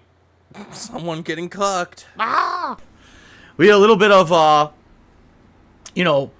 moving stuff around. Like, this is pretty neat. So we did that. We did a lot of housework yesterday. We did a lot of cleaning of the house, different various things in the house, vacuuming, scrubbing, yada, yada, yada. Nothing too exciting for you guys to hear. But the funny part... Yeah, very mundane shit that nobody cares about, but yet you think that people are interested in this. Part is, so my wife is looking for a game to play right now. Okay, now she only has the Xbox Series S. Yeah, because you gave it to her after saying that you didn't have enough money. Then all of a sudden, oh, hey, I got her an Xbox Series S. She doesn't have a PS5. So she's like, maybe she would have played Final Fantasy VII Rebirth, but she doesn't have a PS5. Why don't you buy her one? Oh, right, because if you buy her one, people will say, oh, why can you buy this when you say you don't have money? So that's not, in the cards. What's she going to play? And she's been looking for other games. Last week she tried Tales of, what the fuck was the latest Tales of game? Tales of Arise. I don't remember the name of it. She tried it. She wasn't really impressed after the first session. She's like, nah, I'm probably not going to go back to it. Kind of boring. And she didn't like the fact that... Wait. I thought she was playing Persona 3 Reload because she really enjoyed that game because Skull and Bones, a game that would have been good for both him and Kat to play on stream for a good, interactive, fun time didn't work. But apparently, she wanted to play Persona 3 Reload. Why doesn't she just keep playing that? Was she bored of that too? In that, Yeah, why not share the PS5? Oh, no. Flirty, he needs it for like Final Fantasy VII Rebirth. He needs it. That's his. that game, they don't tell you the oh, it's Tales of Arise. Okay, they don't tell you like how difficult enemy parties are. Like, for example, when you're playing Like a Dragon Infinite Well, every enemy party has an indicator above its head. Is it blue, red? Wait, what game was it? Like how difficult enemy parties are. Like, for example, when you're playing Like a Dragon Infinite Well, every enemy party has an indicator above its head. Is it blue, red, pink? How hard is it? And it even tells you if it's a mini boss, so you know ahead of time. In that game, they don't tell you shit. So you could run into an enemy that's way higher level than you and just instantly trounces you. It's like, wow, great, now I lose progress. Right? Because she didn't save. Or have to restart. It's just I agree, like, that game, it's fine, but it definitely, it adheres to a lot of old tropes of JRPGs that modern convenience has surpassed these, and the game doesn't have them. Like, it ignores the fact that we have progress in JRPGs now. Phil, that game does have progress. Tales of Arise is a good game, but it's just clear to say that it's not meant for her. Like, some of these games that she plays, they're not meant for her, but yet you want to sit there going, oh yeah, she likes this game. Like a Dragon Infinite Wealth, where she looks bored. Yeah, it has levels on the enemies. Oh yeah, but no, Nerd Brew. No, the game doesn't tell you. Tales of Arise doesn't tell you how difficult the enemies will be. And that's Bandai Namco's fault. Not Cat's fault. It's their fault. So, anyway, basically, she didn't like it that much. So she's not going to play that. She's looking for different games. So she went onto Game Pass and downloaded a bunch. She downloaded a Forza Horizon game. I don't remember if it was, I think it was 5, because 4 and 5 are both on there. She's never played one before, but she wants to see if maybe she likes the open world exploration and the graphics. She actually downloaded Monster Hunter. Yeah, you're an idiot. Yes, you are. You are the idiot. Rise. And I told her, I said, listen, Monster Hunter is a fine franchise, but just to forewarn you, Monster Hunter also has this really installed like learning curve. If you haven't played a previous Monster Hunter game before, you're going to need a guide to explain all these different crafting systems, and the game can be played 700 different ways depending on the weapons you use. And really, it's meant to be a co-op game, not a solo game. It's not as fun solo. It can be fun solo if you know what you're fucking doing. But again, Phil is correct by saying that Monster Hunter games are better with friends. It's a better co-op experience, but he's trying his like damnedest to like say, "Oh yeah, this game's not that great, honey." But she downloaded it. You don't know if she's going to check it out. But get he whined at his wife. He did. This, the first game, because she downloaded like 3. Monster Hunter has never been easier. Oh, absolutely. Like, it's been easier with each new installment, especially with Monster Hunter World. That game was essentially Monster Hunter for newcomers. And then Rise as well. Games at once. The first game that downloaded, Power Wash Simulator. Now, I actually tried Power Wash Simulator on Game Pass over a year ago. I only just did the first stage, and I thought it was fun. I was like... No, you did not, Phil. You didn't find it fun. You thought it was boring. This game is the most simple game you've ever seen, but it's relaxing. And yet, every single time you play a video game to be relaxed, you're never relaxed. And it's stimulating. And for someone like me, this is the kind of game that I could probably do this and then interact with my audience. We could have Power Wash nights where we talk and hang out. Oh, fuck no. Fuck no. Phil, you make me angry, Phil. Fuck no. God damn it. Okay. Power Wash Simulator is a good game. Don't get me wrong. But it's also a game you can play with friends as well. But another thing that Power Wash Simulator has DLCs. You had a SpongeBob one, a Tomb Raider one, Final Fantasy VII, the recent one that came out, like, recently, there was one, I think it was, like, Back to the Future, and the more recent one, Warhammer 40K. Those are fun, those are relaxing, but...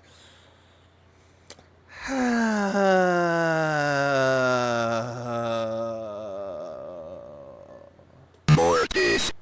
This isn't gonna be good, this isn't gonna go well. Oh, yeah, that's another thing that him and his wife could do together, but no, not interested. and it would be like a chill stream of me doing that, right? So people didn't really ask for it. Like after that, I presented. I said I would love to do this. What do you guys think? And everyone was like, no. No, I think it's just the fact that you didn't want to continue it, not your audience. You. So I never did it. We never implemented it. Okay, but she starts playing it, and she's like, "Wow, like seriously, this is the most relaxing game ever." Right? Phil, I don't think she said any of this. I think you're just putting words into her mouth. So basically what happened was she turned it on and she was playing it. It is on Game Pass. It is. We were talking and hanging out. But here's the thing, though. If you want a better experience with Power Wash Simulator, PC. Because there's more range of control on the PC than on controller. That's just my personal opinion. And having a good time, relaxing, and having conversation and stuff while she played the game. That's really what the game is. It's something you do to like occupy you and relax you while you're just kind of doing something else. And again, he's saying all this positive shit about Power Wash Simulator off stream. He could do this on stream, but he won't do it. That's not good enough. Money. Man-child manipulation. Vanguard Nice donated $2. Big up Vega been Hotman, how you been, my guy? Been doing good, Vanguard. Thanks for the 2-spot, man. But it's also good to see you, man. Welcome to the stream. And big ups on your content as well, man. Please clap. Yeah. With 4 Xbox, or coming to PS5 and Switch. I know of Sea of Stars. I know Hi-Fi Rush is coming to PS5. Pentiment came out for PS5. And that game is a great one. I highly recommend that game, too. Even though that's on Game Pass. it was really good. Like, no exaggeration. I think she beat the first 2 stages and started the third, or got really far in the third. I don't know. But, you know, a few hours where we were just hanging out, and she's doing Power Wash Simulator, and it actually ended up being very relaxing, which is good because it took my mind off that my back was killing me last night. Or, yesterday. Yeah, I'm calling bullshit on your back hurting. I think you just had like you just slept on it wrong, and you just felt a little bit of pain. You took a Tylenol, and it went away. So, anyway, yeah, Viscera Killing Up Detail is better. I actually have that. I don't think I have that game, but I heard that game was fun too. That was basically our day. Oh, and I should tell you about this. So, oh no, there's more news about this day off. For dinner, now we almost never do this, okay? We decided that we wanted burgers for dinner.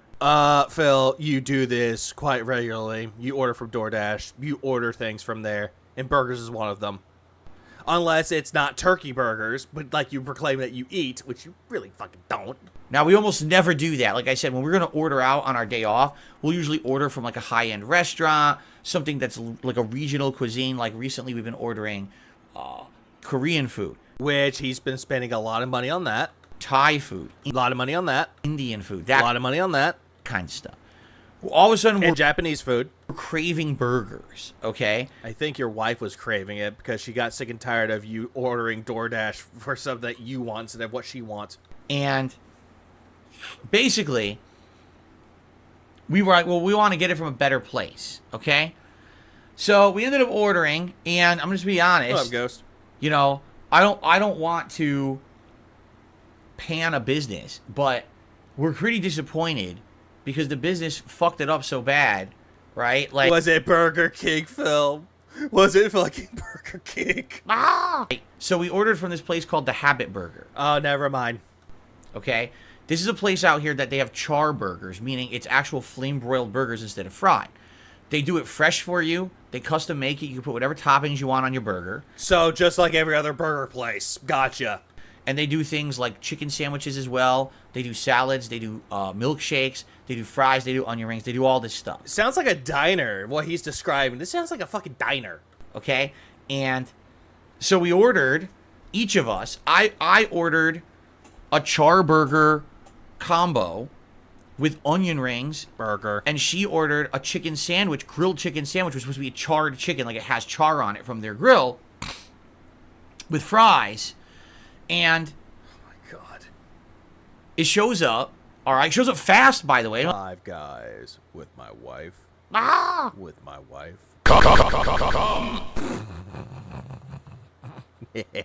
I'm not sorry. And yeah, it sounds like he ordered from a diner. Like, oh, this is a good sign. Completely forgot the fries. No fries in the order whatsoever. I think, Phil, she ate them way too fast and then said, honey, there's no fries. Oh, great. That's just fair, right? You forgot one of my items, okay? So you think that would be, they fucked up one thing, maybe they were busy.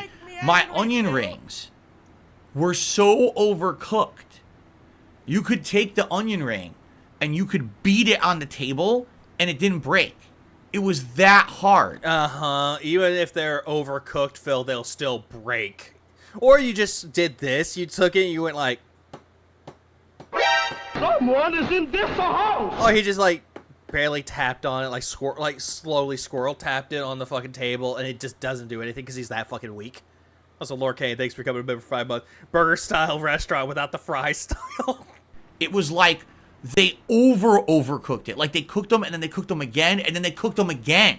Phil, do you not know how onion rings are supposed to be cooked, my dude? That's how bad the onion rings were that showed up. Yeah, just ask for new ones. Yeah, ask for new ones. Make your own. Yeah, there's a lot of things he could do, but he won't do it because he's too lazy. And it's just... just not even edible. That onion ring is tough. It cries less than you do. Please clap. Like, what the fuck? I did try. They gave us ranch dipping sauce. I tried to dip it and eat it. I was like, oh my god. Like, what the fuck? Well, it just sounds like your teeth are really bad, though, Phil, because you don't take care of your mouth. So... And the way that he has his teeth look somewhat fucked up. Or they might be too fucked up. He has too many cavities. Her chicken sandwich was okay, but they don't season the chicken. All they do is they cook it on the grill so it has a char flavor, but that's it. So she got one with like teriyaki sauce and like a bunch of condiments and cheese and stuff like that. Phil, if it's coming with teriyaki sauce, that's the seasoning in quotes. It was all right, but it was very messy. My burger was pretty good. Define pretty good. So we shared, basically. We kind of went halfsies on each. Oh, they went halvesies. Aren't they fucking cute together? Not awkward as fuck. Bomb their fucking house. But how do you forget the side of one combo and then completely destroy the side of the other combo, right? So, we had to complain, and we got, like, a partial refund, and then we were still hungry, so we ended up, like, having snacks later on in the night because... Karen Side Burnell has fucking infiltrated DoorDash yet again, and he's complained, and they gave him a refund. Why am I not surprised? I mean, we didn't really get our full meals. We only got a sandwich. Get enough rest and sanity restored. Been my last week. Oh, yeah, it's been about a month. Maybe 2. Instead of a full combo. Oh, he's bitching about food. He'll bitch about anything. Because they basically ripped us off. Yeah, I could just imagine that whoever made the order for him and didn't give him the sides, he'll be like the fucking Monarch. Be like, oh no, this is my order. This is their suicide note. So anyway, yeah, it wasn't a very good dinner. And the thing is, like, the burger was good. Like, the burger was dead on exactly how I want a burger. It was fresh. It was juicy. Everything on it that I wanted, that I had ordered. Hey, Phil, how was the patty cooked? Was it cooked medium rare? Was it cooked medium? Was it cooked medium well? Was it cooked like that, Phil? Can you describe how it was cooked? But you won't do that. Full of flavor. So the burger was great. The chicken sandwich was meh. And the one side we received was atrociously bad. I probably ordered from fucking McDonald's, probably. That's when he said snacks. But also, oh yeah, it's like too much alcohol damages. To have money. Lord Kane 666 donated $2. My Vega. This is a children's style marriage. So... This is a children's style marriage. They're both children. How do you rate They have big ups, Lord Kane. that? We received... Yeah, he got a refund. He didn't get ripped off. If they didn't give him a refund, then he'll feel ripped off. But he got his money back. was atrociously bad. So, how do you rate that? Wait, hold on. It was atrociously bad. His fucking burger was cooked almost to a good perfection. Onion rings were cooked just like onion rings. They didn't get their fries, and the chicken sandwich was okay. Honestly, that's a very average score. But, no. He has to be negative. Right? I mean, basically what that tells you is they're really good at burgers and literally nothing else. Like, they probably have a staff where they have one person who always does the burgers and does a great job, and then everything else is just a rush job by a bunch of kids who don't know what the hell they're doing, and it ends up like shit. Oh, my God.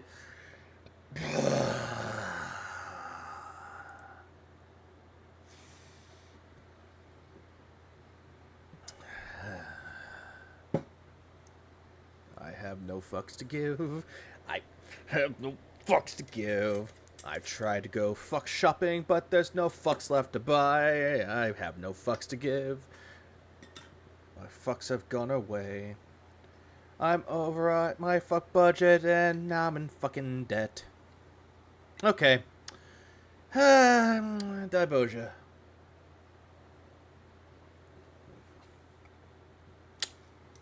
Ooh. Ooh, the grape one tastes grapey. Ah! Grape, that's a quote. God damn it. God damn it. Glob, glob, glob. The cherry juice water. Yum, yum. So it is what it is. That was our amazing dinner. It wasn't very good. Yeah, that was such amazing. No one cares. Fuck Got off. to have money. Vanguard Nice donated $2. Hey Phil, was the chicken dark meat or white dummy? Yeah, that's another thing that he could say too. Was the how was the patty cooked? How was the chicken? Was it white? Was it white or dark meat? Was it any of this? No. Take a bong hit. No, I'm just gonna take some shots because shots are great. Also, Swaggy, what's up, Swaggy? Someone is in this house. You go home. But anyways, thanks for the 3 months, man. That was really our day off, all right? Oh, by the way, I totally forgot to use it. Son of a bitch. Yeah, and I don't give a fuck. This is my current state. Oh no, what's my current state, Ghost? What is my current state?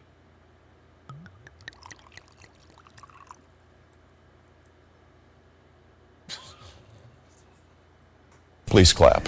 I saw that, man. I saw that, man. It was a fucking wine pouring into a glass, but I have my Jolly Rancher vodka, so I'm good. What kind of shots, if you don't mind me asking? These are just... I'm using a shot glass that says straight out of fucks to give, and I have my Jolly Rancher vodka. I just tried the green apple, watermelon, and grape. I also have blue raspberry, cherry, and I also have cinnamon gummy bear whiskey. What up, Drax? Welcome to stream. Well, it's too late now. Oh, good. Thank God, good. Anyway, Okay, still. so that was our Phil's day off. Nothing overly special or anything like that. It was never anything special. Your days off are nothing fucking special. Okay. Oh yeah, the green apple one is fucking fire. I actually ooh. I have this toxic waste slime liquor squeeze, and it's the green apple flavor. What I want to try to do, I want to pour some of that into the shot glass and then pour the green apple one in there. Might taste good. Anyway, I guess we're gonna get to the news segment. All right. By the way, I got distracted earlier. The point I was trying to make before I got completely on a tangent was that if you guys can support my streams today, Jolly Rancher vodka. No, these are I made these in mason jars. Duncan Ryan is a bad influence when it comes to my alcohol making. So I just got some mason jars. I bought bags of Jolly Ranchers, so I just put them in mason jars and just pour some vodka into it. And the cherry one has cherry vodka in there. it would really And I tried a little bit of the cherry vodka. Tasted good. Just needed more cherry Jolly Rancher. help a ton, because I'm hoping that I can basically get a situation where we can have a little bit of a rallying today for the new release. It'll help to make up for all the lost revenue of the fake memberships. Shut the fuck up about the goddamn fake memberships. The only reason why you're getting them, Phil, because you don't shut the fuck up about them. I don't know if that's going to happen. Fuck! Please clap. I know people have been waiting for a new game. Tipsy You Bartender, make me angry, Phil. if he pops up, sometimes. And finally the new game is out, right? So I'm hoping... Honestly, when it comes to all these games I've been playing a lot of games in my backlog. Like, I've been waiting for Final Fantasy VII Rebirth, but since I'm not going to get it till tomorrow, I've been playing a lot of other games, like Mario Wonder. I've been playing games like Cultic, because the interlude came out, and I enjoyed that. Forgive Me, Father, the second one. Lisa the Painful. Great games. I've been playing a lot of good games, but the problem I have is that I buy new games, and then all of a sudden, hey, you're just adding on to your backlog. that if you guys like today's content, if you like the fact I'm covering Final Fantasy so much today, please support the stream. That's gonna burn people out of it quickly, Phil. If you're just gonna keep constantly playing the same game over and over and over and over again, you're not gonna get that support that you're thinking you're gonna get. Okay? I would really, really appreciate that if we could have a really great day. Oh, really? Robbie says online order. Oh, hey, hang on. I think it's Redeem Sly for that one. And drive-thru orders are made separately in the back of these stores. I worked at Chipotle. Lots of restaurants do this. If you want quality, you have to go inside. The other orders are rushed. Jeez. Please clap. Well, that's sad to hear. Here's a ghost kitchen situation, but no, because they really exist. That sucks. No, Phil, the restaurant that you ordered from was actually from a actual restaurant. Why are you saying that the whole thing with ghost chicken? Why are you saying this whole thing about ghost kitchens? Because what Mr. Beast has? Anyway, yeah, guys, please support the streams today if you can. Well, he's Phil, you make me angry, Phil. He's begging again. Today, particularly, things like 2024 indies that I had my eyes set on. Pepper Grinder, that's one of them. I need to look into what indie games are coming out. I'm trying to. I know that Unicorn Overlord comes out next week, and I want to get that game because I really like all the games from Vanillaware. That's like one of my favorite developers. But as for games that are coming out for indies, if Cultic Chapter 2 comes out this year, I will be happy for that. like super chats and memberships would be very, very helpful. Because anything you do today will still count for this month, and I'll get paid for it in March. As opposed to if you show up tomorrow and support via super chats or memberships, I don't get paid till April. And March is gonna what? Support via super chats or memberships, I don't get paid till April. And March is gonna be the month where I need help because wait, what? Hold on. Be very, very helpful. Hold on, just check. Fries are $3.49, onion rings are $3.99. The chicken burger was $9.29 or $9.99 or $10. And the char is $5.79 or $7.79. So you spend a minimum about $26. But he did it for he also paid for delivery on top of a quote unquote tip, which that's close to about $40. Helpful. Odin Sphere is a great one, but honestly the best Vanillaware game, Muramasa. Muramasa Rebirth for the Vita, that is top tier Vanillaware. Dragon's Crown is too, but nothing can top Muramasa. I fucking wish that Muramasa Rebirth could be brought over to consoles with the DLC. Call it like the definitive version of it. If they did that, I would be happy. Because anything you do today will still count for this month, and I'll get paid for it in March. As opposed to if you show up tomorrow and support via super chats or memberships, I don't get paid till April. Oh, okay. I thought he was saying he didn't get paid for the February ones till April. I thought, wait, what the fuck? And March is going to be the month where I need help because I'm already going to have wayless income. Plus, I have to buy a bunch of games. So it would really help right now. World of Final Fantasy is a good one. It's a good one, but honestly, when it comes to an actual Final Fantasy game, like a good one, top 20. So please today, guys, support the streams if you can, if you like the stuff. All right. Okay, ladies and gentlemen. Did you make carrot cake shots? Fuck off. No. Anything with food, I'm not going to do. But candy, that's the exception. It is time for us to get into gaming news. Oh, great. And today, DS Penis is ready to start. We've got a million topics. Like, it's so ridiculous how much happened during my day off. I just can't put up with it at this point. All right? You can't keep up with it. You can't put up with it either. First of all. Okay. A ransomware gang is claiming they have hacked Epic Games. They're saying they have 200 gigabytes of internal data, including emails, passwords, full names, possibly addresses, payment information, source code, and more from the company. And they are trying to hold them hostage.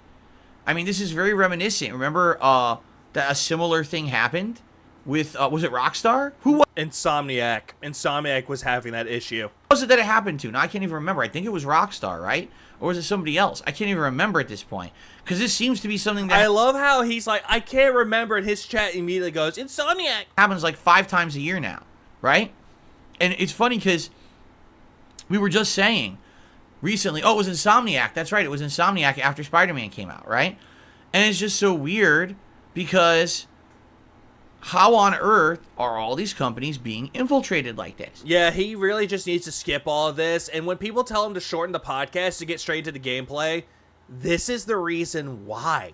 Nobody cares about these shitty little takes that he has. It seems like a prominent issue now in the modern day, but it wasn't recently. Like just a few years ago, this wasn't happening. Now all of a sudden, this is happening like constantly, right? Oh god, don't remind me. I actually want to do that now. Just make some blue raspberry. Get something that's blue raspberry flavored and just put it in some vodka. And then once that completely dissolves, put gummy bears into it. I would do that. Also, well, yep, thank you, Twilight. I'm back. And especially with Epic Games, you got to understand why this is such a big problem. I mean, Fortnite, probably the biggest microtransaction game besides maybe GTA Online. So, you're talking about microtransactions? Phil, you're playing one right now. It's called WWE Champions. They probably have, no exaggeration, millions of Oh god. Okay, I have my alcohol ready. customers' pieces of information just from microtransactions of that game. Most kids play Fortnite in some capacity Nah, why are you generalizing that? It's mostly kids. and have spent money in it. Not kids don't really spend money on it unless they stole their credit cards from their parents or the parents' credit cards.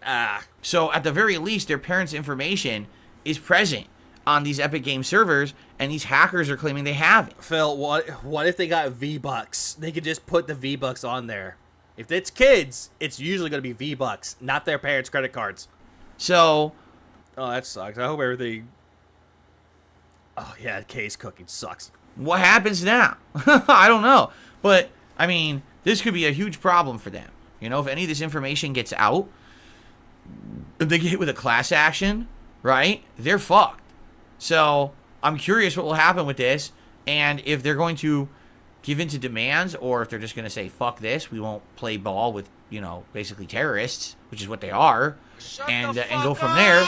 But, why is this happening so prominently? Rockstar with the leaks, Insomniac, and now Epic Games. Because Insomniac was the leak of Wolverine, remember? The Wolverine game, and had the playable demo and everything. But Phil, you forgot what happened with Insomniac, though, is that they had information on the employees, and even information on Yuri Lowenthal, one of the voice actors for Spider-Man. So what's going on? Yeah, raise your hands. Raise your hand if you give a damn about any of his takes. Personally, I don't. But I want to hear what he has to say about it because I want to call his ass out. On here, Like everyone does. I'm at a loss. Like, what is going on with security, right? You would think that a major company like this would have some, you know, some good security. In effect, how are these hackers getting into these companies' files? I would be fascinated to hear how they're doing it. Are they using the same tactic over and over?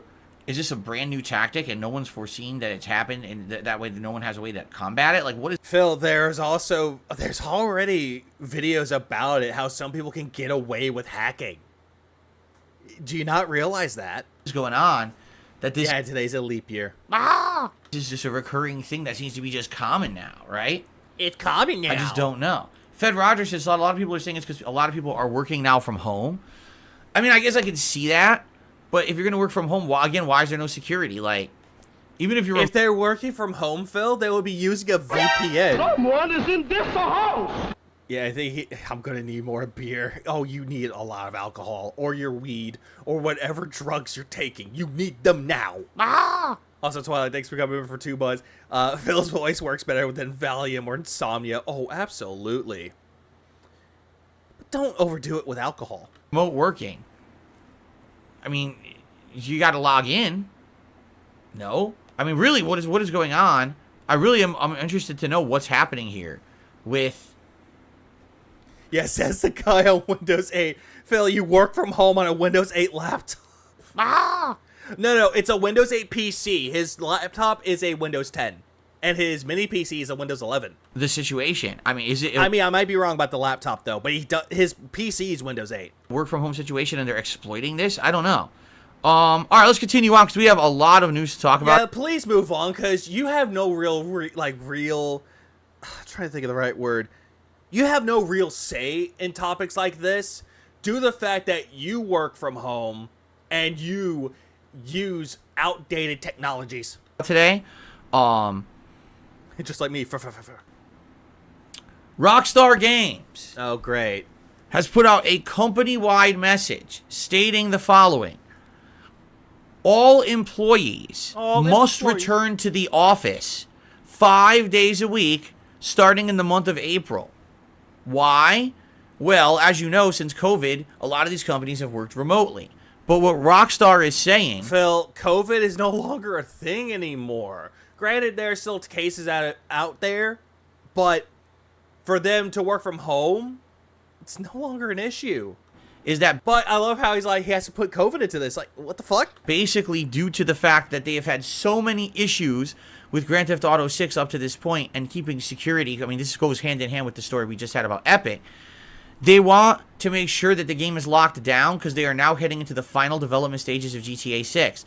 So for security and productivity reasons, they are forcing employees to work physically at work instead of remotely. Phil, if it's mandatory, it's not. Yeah, you have to be there. You have to work. But I don't think Phil understands this. And apparently employees are not happy. They're pretty upset because I guess a lot of them are working under the impression or premise that they were going to be allowed to do this remote work. Oh, God, he's chewing on his nails. But Phil, shut the fuck up. Hang on. Shut up! Shut up! Shut up! If you had to leave your fucking house, you get upset. And I guess I can understand if you're not in an immediate situation where basically you can do that, like get to work easily. I mean, I can understand how this is going to throw your life on its head. So I guess the real question... in this case, it's not for security. The way that they're saying that, hey, you have to come back to the office to work, they're just trying to get GTA 6... Shut the fuck up! The development there. But... God damn it, Phil. God fucking damn it. Phil, you make me angry, Phil! Oh, I need that one. I do need that. Oh, wait, hang on. Oh, God, shut the fuck up, you cunt! I got that one. Because someone in chat just said, well, how is this legal? It depends on the employee's contracts. It's exactly what it depends on. So, how is it depends on the contract? Where... That's it. Okay. Blue raspberry, come here. Yeah, swing it from the swing on the X and Y axis. Oh, if you... no one should be working from home anymore.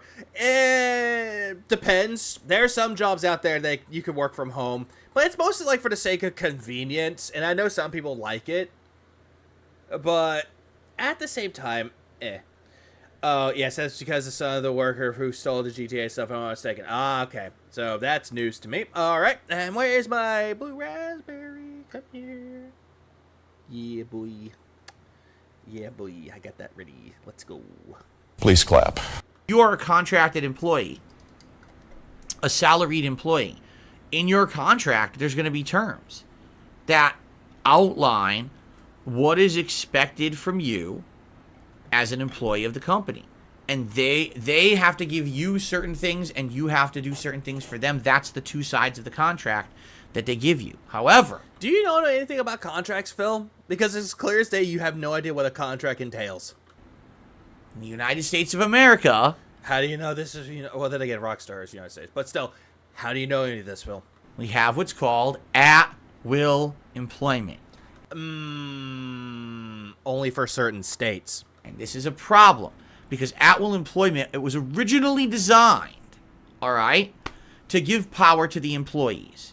Because what used to happen was you would get into a contract with an employer, but then an employee would want to leave, but the contract would state that they can't leave for a set amount of time with this and this and this. And because of that, the employee would be stuck in a life situation where they have to keep working for a company they don't want to work for. Almost like not a slave because they had to get paid, but still imagine if a company says, well, we know that you're a talented employee and we don't want you working for another competing company. So we're not going to allow you to leave our company. You're stuck with us for a long time, right?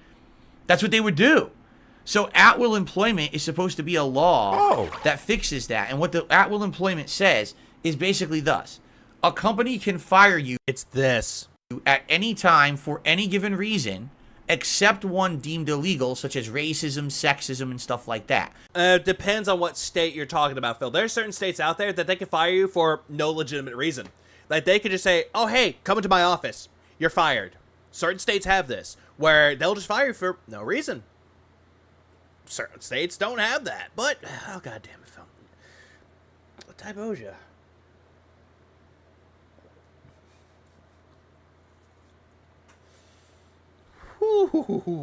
God. Oh, blue raspberry, why? But as long as it's a reason that's a qualified reason for termination, they could terminate you at any time. Are you gonna? I want to know. Does he relate this to him? I hope he does. As an employee, you have the ability to work for a company and leave whenever you want. You don't have to work a set amount of time. There's no such thing as a 2 weeks notice. It is a myth. It is a professional courtesy that we do here in the United States, that if you're going to quit a job, you give your job 2 weeks notice you're leaving. So they have 2 weeks to try to figure out what they're going to do to replace you or maybe shuffle your job responsibilities around. But the truth is, there is absolutely no legal repercussions for not doing that. You could just quit and walk out the fucking door, and there's nothing anyone can do about it if you are an at-will employee. Okay? I love how he says the whole thing about the 2 week notice is a myth, and then he contradicts himself by saying that it's a common professional courtesy. It's like, Phil, the reason why the 2 week notice is a thing is to show that, hey, you're leaving on good faith. However, if you just up and walk out, then finding employment is going to be very scarce, because if you just up and leave, you're not going to get a good recommendation from that employer. So it's going to be hard for you to find employment after that. Okay? Glub, glub, glub. Cherry juice time. Yay, gin.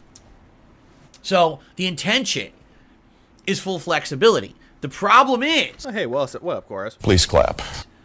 since this law is so loose, Rockstar can literally say, well, we've now decided you have to come back to the office. And if someone refuses, Rockstar can just find an excuse and fire the person. Uh-oh. Retard alert. Retard alert, class! This guy that doesn't know anything about fucking law, doesn't know anything about fucking contracts, anything about fucking business. And yet he's telling you, he's like, oh, they can just do that. Do you have any proof of that, Phil? And there's nothing that anyone can do about it. Now, Yeah, they can refuse to be a reference. Oh, absolutely. Absolutely. of course, that person can sue Rockstar, but they'd have to prove in a court of law that Rockstar somehow violated some kind of a law or agreement or something like that. I'll give you an example. I worked for Best Buy. I knew it. I fucking knew it. I fucking knew he was gonna bring himself up into this. God fucking damn it. For about 1 year. They hired me on a business team. So they paid me more than almost everyone else in the store because I was supposed to be selling servers and high-end equipment. This was the mid-2000s, by the way, so almost 20 years ago this happened. Then the company decided 6 months into the program they didn't want to do it anymore. So they were trying to force everyone in the business team to either get like high-end certifications or to downgrade your position to a lower paid position in the store because they didn't want to have the business team anymore. So you either were going to be like an Nerd Brew donated €2. He is the reason I drink. He is the same reason for mine, Nerd Brew. I agree with you. Big Ups, bad. they didn't want to do it anymore. So they were trying to force everyone in the business team to either get like high-end certifications or to downgrade your position to a lower paid position in the store because they didn't want to have the business team anymore. So you either were going to be like an installer for Best Buy at a high end, or you were going to be like a line level employee and get paid half. I love the fact that he's just bringing up this shit, and he never brought this up before at all. Because he never said he was a part of the business team. He was the part that was on the sales floor. I love how he's just retconning his whole story, his whole business, his whole job employment history. Like, this is just dumb coming from him. It's so fucking stupid at this fucking point. And yet, all of a sudden, it's like, oh, hey, either get certifications or get demoted. That happens, Phil. Some people do want to go, if they want to keep their job, they will do it. But for those that don't give a fuck about their job, they'll just either A, demote themselves, or B, turn in their resignation. But, oh, God damn it. I think he's already playing he's playing the game right now, but I have a lot of skip juice. Refused. I said, I'm not doing either. You hired me under this premise Therefore, I'm going to stay in this job at this level no matter what, and there's nothing you can do about it. Well, I'm calling massive bullshit of this story actually happening, though. Unless you fire me, in which case I'm going to sue you. So what they did is they framed me. They actually said that I had violated the store's discount policy for buying 3 PlayStation 2 consoles at a 40-cent discount each. 40-cent discount? You mean 40%? Guess what? They fired me for it. I went to court. I won easily. You didn't go to court for this shit. Shut the fuck up. Shut the fuck up. The judge laughed at them in my hearing. Yeah, no. Shut the fuck up! This is just a bunch of fucking bullshit. What, were you your own Saul Goodman going up there to prove your case, and the judge was like, at Best Buy lawyers? Yeah, they framed me. He literally admitted to it. Oh, god damn it. Yeah, how could they frame him if he's doing it? If he won, he would be rich. Oh, absolutely, he would be rich.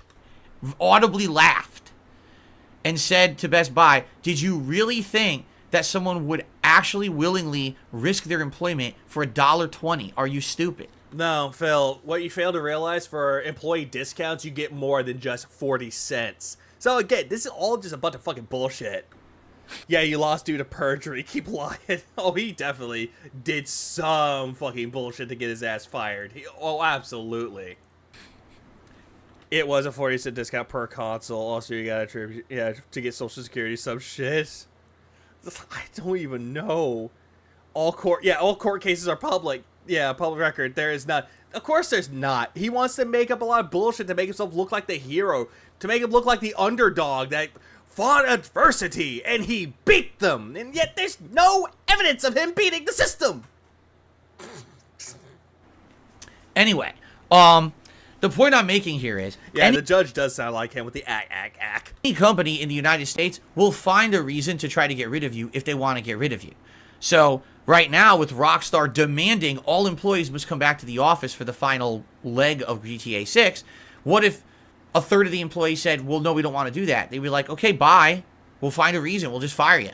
It doesn't matter, what the reason is. They'll just figure out a reason. There's some people that can't even go back, like if they're dealing with an emergency at home or maternity leave. That happens, Phil. They could just say, hey, we understand. Come in whenever you're ready. You know what I mean? That's how companies are. They see you or paternity leave as an asset in their portfolio. They see you as a number. According to James the Lesser, DSP tells the truth about Best Buy taking him to court in James's video. But I don't think he won it. On a spreadsheet. Or if he did, it's all just a bunch of lies. A wheel, a cog in a giant machine. They don't see you as a person. So a company like Rockstar could easily say, listen, the whole industry is cutting back, and if you're not going to listen to us when we tell you to come to the office, we're just going to let you go, and we'll find someone else who will do it. And they probably will. So the employees are upset because they were under the impression and were basically promised that they could all work from home, and now that promise is being basically turned back on. How do you know about any of this, Phil? How do you know that they can actually work remotely, or they had worked remotely before? How do you know about any of this? And of course, the other leg of this is, if they're already being forced to come back to the office to finish GTA 6, and the premise is, oh, privacy and security, we can't have anything leak, what's to stop Rockstar from saying, well, you're already here, so you can't go back home ever again. You're always working here from now on. No remote work ever again. They could do that. And the employees really have no power to stop it. I think the reason why he got fired was because he, well, according to him, he was the best worker, and he actually worked off the clock, which you're not supposed to. Right? So there you go. Anyway, so I guess we'll see what happens with this final push development. All right, there would still be like some court record or public record of this court actually, or this court case actually happening. GTA 6 and what kind of news we'll get out of that. Next story. Remedy Entertainment, the makers of Alan Wake 2 recently, the makers of Control, the makers of Quantum Break, and many other games over the years, Max Payne, have officially acquired the full intellectual property rights for the Control franchise from 505 Games. Previously, I guess it was like shared, but I guess Remedy now, with the hit that was Alan Wake 2, and the fact that they now want to make bigger games, better games, and they want to have that shared universe between Control and Alan Wake, they wanted to make sure that they fully owned the rights so they could do whatever they want with the franchise, and they have obtained it, right? So, pretty cool, right? Pretty darn cool. And I certainly hope that they do a good job with it, because Control was good, but not as good as I wanted it to be. The plot was amazing. The gameplay was meh, repetitive, and not that fun. If they can refine the gameplay to make it better, then Control will be great. And I'm actually excited for a sequel to Control, because it will tie in with Alan Wake 2. I mean, there were ridiculous amounts of references in Alan Wake 2 to the Bureau, right? Which is the name of this group, this entity, these people in Control who are trying to solve these paranormal things. Well, yeah, because, Phil, Alan Wake and Control share the same fucking universe. I guess we'll see what happens, but holy shit, what a lie he told about Best Buy. Okay, goodbye. Oh, God, he's banning Husker. Goodbye. Yes, I told a big lie. Sure I did. Anyway, so, yes, Control. I'm excited that they own it now. You did tell a lie, though, but still, goddamn it, Phil. You could just ignore it. And I'm actually excited to hear what they're going to do with the franchise next. I want to hear more about this sequel. Okay? Cool. If they do make a sequel. If they do, they do. If they don't, they don't. Here's a good one. You ready for this? Oh, here's a go. The Last of Us director Neil Druckmann has said in an interview he doesn't think that he has many more big games left in him.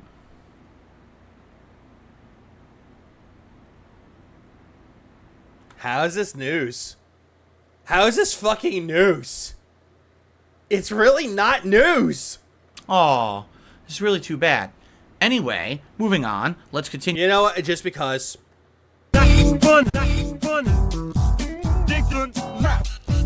Just because. With real news.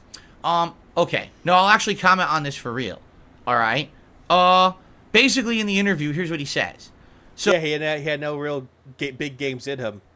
He already pushed them all out. So when they were making games like Uncharted 1 and 2, okay? Well, then again, though, Phil, Neil Druckmann wasn't really involved with Uncharted 1 and 2 much. And what's hilarious is in the interview, as they're interviewing this guy... Like, the only one that he was a part of was 4. If I'm not mistaken, for Uncharted. The way he's talking is like he was the one doing it all, right? Like, oh, yeah, back with those games, it was a party atmosphere. Everything was laid back. We'd have late nights where, especially like the multiplayer of Uncharted 2, we would just sit around the office playing this game to the wee hours of the morning, enjoying it, tweaking it a little bit, and all of this, right? And it's like, what's hilarious about that story is he wasn't, really fully in charge of any of those games he's describing that he claims were the better games.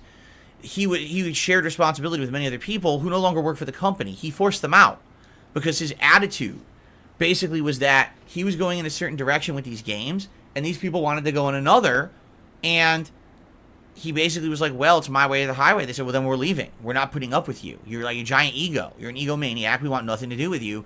Good luck, and we're going to go do our own stuff. And so I believe there were 2 people who were also in charge of those games, Uncharted 1 and 2, that is, who left after that and kind of left. The real story was Uncharted 4 was a completely different game, and then got retooled under Druckmann's watch to be what it ended up being, which, by the way, was a great game, but...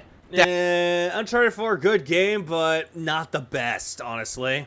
Basically, the studio, then when those people left, completely turned direction, and that's why you've got The Last of Us 1. That's a completely somber, serious tone, talking about really interesting plot lines, like what's it like in a post-apocalyptic situation where people are dying left and right. Oh, yeah. The whole entire thing when he's talking about Neil Druckmann, this is just projection upon himself. Or something that him and Neil Druckmann could actually relate to. Cordyceps, what are the human relationships like in that situation, right? Take a look at the relationship between Joel and Ellie in that game and all of that, and it's all about survival and emotion. And then Last of Us 2 just becomes a very generic piece of revenge, very teen angsty fucking game where everyone's a dumbass, people acting out of character from the first game. Basically, you could tell someone else wrote Last of Us 2 versus Last of Us 1. Yeah, it was Neil Druckmann. He wrote Part 2, and the plot of Part 2, in my opinion, was atrociously fucking bad. Not even close to how good Last of Us 1 was. Because he wrote the whole fucking thing, and the people who wrote the good parts of Last of Us 1 aren't worth the company anymore. They moved on. Yeah, one of them was Amy Hennig. She moved on from the company. Honestly, the reason why Uncharted was great was Amy Hennig. She wrote those games, and she did really fucking good. For those that don't know who Amy Hennig is, if anyone remembers the Legacy of Kain games, she created those. She wrote those. Right? But, okay, why he doesn't like Neil Druckmann so much? It's because of the political views. It's because Neil Druckmann came out, was talking about politics, and Phil didn't like that. So he has this hate boner for Neil Druckmann for it. At least that's what I'm to understand. So, basically, he says in this interview, when we were making the old games, it was like a party atmosphere. But basically, once we started making games that were expected to be giant blockbusters for Sony, it sucked all the fun out of it. And he even says, recently when I've been working on other projects, like The Last of Us TV show, or there was something else that he recently did too, and I can't even remember what it was. But basically, it's like, that stuff was so much more fun and interesting to me than making these games. So I think that basically, like, Last of Us 3 is probably the last one for him. To which I say, good. Please, as soon as you can. I wish you the best. Get the fuck out. Let people who have passion for games make them, who don't have agendas. Let people who are actually going to make meaningful games again. The games you have made since you took over the studio have been dog shit. No, really. They've been way worse than the games that came before. You ran The Last of Us into the ground. You made a TV series about a post-apocalypse that doesn't have zombies in it besides one episode. I thought you liked The Last of Us TV show, Phil. You made reviews on DSP Reacts and you liked it. You're terrible. And okay, granted, The Last of Us Part 2, bad. But anything else that he worked on in the past, that's really not his own fault if it turned out or not. Or it turned out great. He was a part of it, sure, but he wasn't like a main role into it. What Neil Druckmann was trying to say, though, is that when there was no such thing as crunch, that they could actually control the game and actually develop the game at their own pace, and they actually can have fun with it. That's what he was trying to say with it. And yeah, it sounds like I'm defending Neil Druckmann here, but I'm not. I'm just telling you what Phil is saying about what he said. And I'm just looking at this going, I would rather work in a place where it's like a fun, chill vibe, where I could just enjoy the multiplayer while tweaking it, just having a good time developing a game, other than dealing with crunch. I think that's what he was trying to say with that, but all of this is just him saying, yeah, Neil Druckmann sucks because politics, Last of Us Part 2, and la-di-da-di-da. There is a group of people who like what he does because of the way he goes about his stuff with his leftist agendas.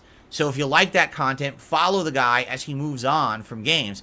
But please just get the fuck out of games. Because I keep saying this, we don't need politics in our video games. And we don't need a retard talking about politics and saying that he has a passion for gaming but doesn't want to do video games anymore. Instead, he wants to work on React content. Yeah, I'd rather do without that retard. The whole point of a video game is that we're supposed to be able to escape all of the drama of our real lives, right? He would probably work on the show rather than the game. I could see that because he did work on The Last of Us TV series. He has involvement with that, so it makes sense. And have a good time together, enjoying a fantasy. I don't need to play a fantasy and say, oh, well, now it's all about politics. This group and that group and this representation and this spin on this and this is misogynist and this is this and this is... Fuck you off, man. Did he say fuck me off? On this and this is misogynist and this is this and this is... Fuck you off, man. Fuck you off. Fuck me off. Please clap. I have to listen to that in slow motion. Hold on. Give me a fucking second with that one. Hang on. this spin on this, and this is misogynist, and this is this, and this is... Fuck you off, man. I hear it all day. Fuck you off, man. Fuck me off. All day, every day, everywhere you go on the internet, on social media, everywhere you go in politics, you hear this constantly. I don't need to boot up my video game and hear the same shit from you because you can't fucking grow the fuck up. Oh, Phil. Oh, Philly boy. The projection's calling. Please clap. And keep your shit out of your games. In fact, Last of Us 2 sold as well as it did because of it. If Last of Us 2 did not have those themes, it wouldn't have been Game of the Year. Sorry, that's just true. Phil, even without it, though, it would have been a contender for it, though. But still, you're just getting upset about this. You're just getting upset over the... You're holding a grudge. What, is this gonna be like Troy Baker for fucking Bioshock Infinite for wearing a scarf indoors? I don't care what anyone else says. That's the truth of it. The game was great on its own merits, but it was really that whole agenda that he had. Remember? I thought you said the game was bad. Now you're saying the game was great on its own merits. If you buy Last of Us 2, a vote for Last of Us 2 for the Game Awards. That sticks it to the haters. That really gets those bigots, so do it. Huh, Phil, that sounds a lot like you. Every single time that people donate and give you money, you're just sticking it to the haters. You do the same shit, Phil. You and Neil Druckmann are on the same tree when it comes to sticking it to the haters. Yeah, this is incredibly funny coming from this fucking man-child. It really, really is. I don't want that in games. I want games to sell and be popular. Alright? Well, Phil, there's some games that are good, but they're not popular and they don't sell very well, but it's to each their own on who you ask with that. Because they're good. Not because... I mean really hard on Last of Us 2, yeah, because I feel the story would have been better if it wasn't so injected with political takes. And no, I'm not against Joel dying in it, but it should have been near the end. I agree, 100%. Like, Joel should have been, like, a main character. Like, you still, like, get to interact with him more. But, no. You had to bring in Abby with the golf club, calling Thor while she smacks him with a fucking club. To have money. VLX11387 donated $5. Real talk, if you get this old and are this averse to politics where you can't even talk about it in good faith, you peaked in middle school. Oh yeah, he's definitely peaked in middle school, but he'll be the guy who's like, haven't even peaked. I have not yet begun to peak.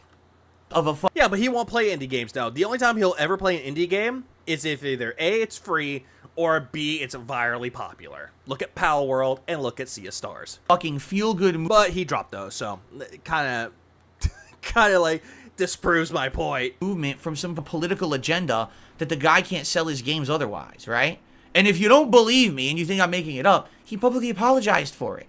Take a look at the end of that year during the Game Awards when he was campaigning on social media for people to vote for the game to make it Game of the Year, and then he had to retract his statements and apologize for it because he realized how immoral it was when people called him out for it.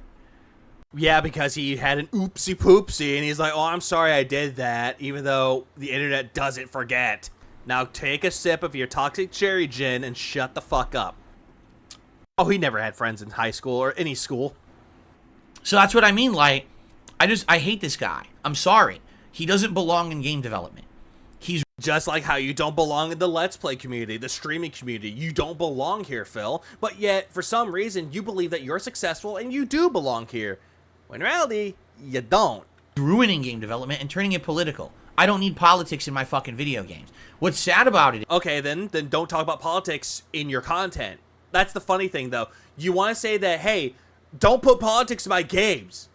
All right, then don't talk about politics in your content. You see where we go with that? Because if you talk about politics in your content, people will tune out because nobody cares about politics. Is Last of Us 2 was pretty much the most accessible video game of all time. Oh, so now you're saying that it's great? Now you're saying that it was great on its own merits and it's great for accessibility? Also, I will say this. Ghost of Tsushima, Hades, Final Fantasy VII Remake, those were better games than Last of Us 2. Right? It did a lot of things good. And also Persona 5 Royal, but I say, well, that's great for games. You're correct. However, because he made his game so political, How many people actually talk about that? Then again, how many people do talk about The Last of Us 2 to this day? I mean, besides Last of Us 2 Remastered coming out recently, but who really talks about The Last of Us Part 2? I don't really see much discussion when it comes to that. Right? After Last of Us 2 released, what was the next thing that Neil Druckmann did? Re-release Last of Us 1 for full price. What was the next thing that he did? Re-release Last of Us 2. What was the next thing that he did? Well, he made the television series. What was the next thing that he did? Well, Phil, he did The Last of Us Part 1 remake, and he also did the TV series, and he did Last of Us Part 2 remastered. I'm going to make a... You got that mixed up. Yes, they remastered Last of Us Part 2 for PS5. They remastered it, and it's selling for, I believe, $50. Let me double check to make sure, because I don't want to be like, oh, hey, they remastered it. It's a full price game. Let me see how much it costs. Let's see. Last of Us Part 2 remastered. Okay, I have it right here. Bear with me for one moment. Let me just pull it up right here. Okay,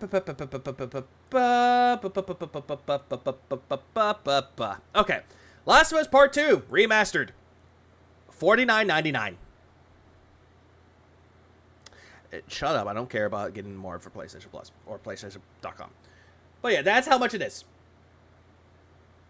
It's the Jaddy boy and D-Dog. Welcome to the stream, guys. Please clap. And I'm sorry that you lost bingo. I really wish I could be on there and actually get the full bingo card again. But no, that'll never happen. Wait. But anyways, yeah, I'm not just gonna take that, move that to the side. Let's get back to this bullshit content. Full-fledged multiplayer game out of factions. Then he canceled it. What has he actually done? Still working on The Last of Us, and he's trying to work on the third one. Nothing. He's sitting on his pile of political laurels, acting like... Laurels? Laurels? Pile of political laurels. Laurels? You mean morals? Acting like because Last of Us 2 was made Game of the Year... Yeah, it was. Most likely it would be Sony that would demand the remasters. That he's like God's gift to gaming. He's not. In fact, it's hilarious because... And you think you're God's gift to Let's Plays? In the interview... I just wish he would have fucking fall asleep during it. I'm sorry. I'm sorry. Please clap. He says, man, I really like the directing a lot. Like, he's basically saying he wants to be a director. Hollywood does not want Neil Druckmann. At all. All right? After he did his Last of Us... Got to have money.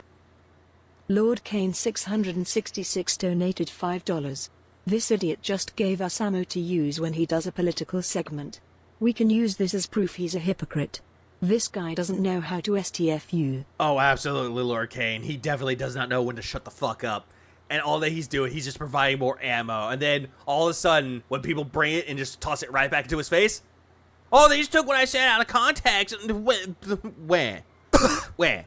Season, and of course, the critics said it was great because guess what? The critics are all leftist liberals. And Phil, the TV series? Didn't you like the TV series too? So again, you're just being a massive hypocrite here, saying that, oh, the reason why people like because it's a leftist agenda. There are people out there that don't even give a fuck about the whole thing with politics, and they thought that The Last of Us TV series was good. they love. I don't care for it because I never seen it. I don't want to see it, but I kept hearing a lot of things about how it's good. This guy, well, he tried to go and the rounds. He went to all these events. What was it? I can't remember if it was like the Golden Globes or whatever. But he goes to this event, and he's thinking, I'm going to be the talk of the town. People are going to see me as the guy who transitions video games from games into theater or television or movies. Like, I'll be the guy. I'll be the transitioner.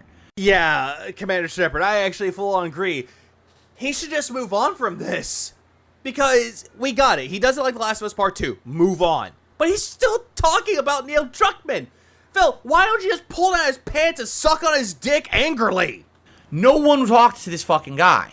They all were like, who is this fucking guy? Then again, if you went anywhere, like at a Streamer Awards, and you sat there and you're like, I'm Darkside Phil, who the fuck are you? Or aren't you the guy that jerked off on May 1st? I don't know who he is. He looks like he's full of, he's posing for the cameras. No one wants a picture. No one interviewed him. No one cared. No one cares about Neil Druckmann except Neil Druckmann and his cult. That's it.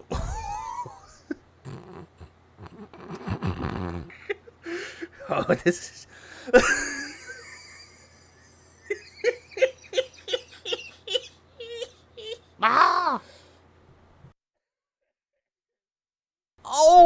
Oh my god, the projection! The motherfucking projection from this! No, it's like, Phil, nobody cares about you unless it's you and your cult. And sometimes your wife. Just Kojima say who Phil is. Yeah, he did. Well, actually, no, Kojima called him an angry little man. Mad about Metal Gear Solid 3. Yeah, oh, yeah, this is so fucking ironic. How to say that nobody cares about Neil Druckmann except for him and his cult. Phil, that's you. No one cares about you except for yourself because you're a narcissist and the cult that you pig split, you gave the pignosis to, and you. Oh my fucking god! God damn it, Phil. Surely this won't get way worse. Oh, it might get worse. I don't know. It might. Big as Kojima World Order, I guess.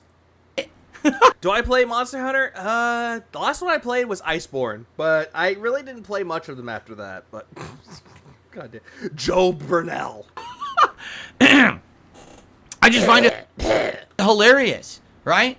That this guy is so full of himself. You know, I just can't take game development. It's too hard now. It's not. Oh my god, shut up and move on! Not fun. I just want to direct. No one wants you to direct. And no one wants you to play video games and talk about politics, yet you're still fucking here! In fact, I'll even say this. Do you know who everyone would love to direct something? Hideo Kojima. Well, Phil, you fucking faggot! You yelled at Kojima saying that you shouldn't do this, just go to movies! Shut the fuck up! God, ink blessing, welcome to stream. Please clap. Oh my fucking god! This is hypocrisy coming from you!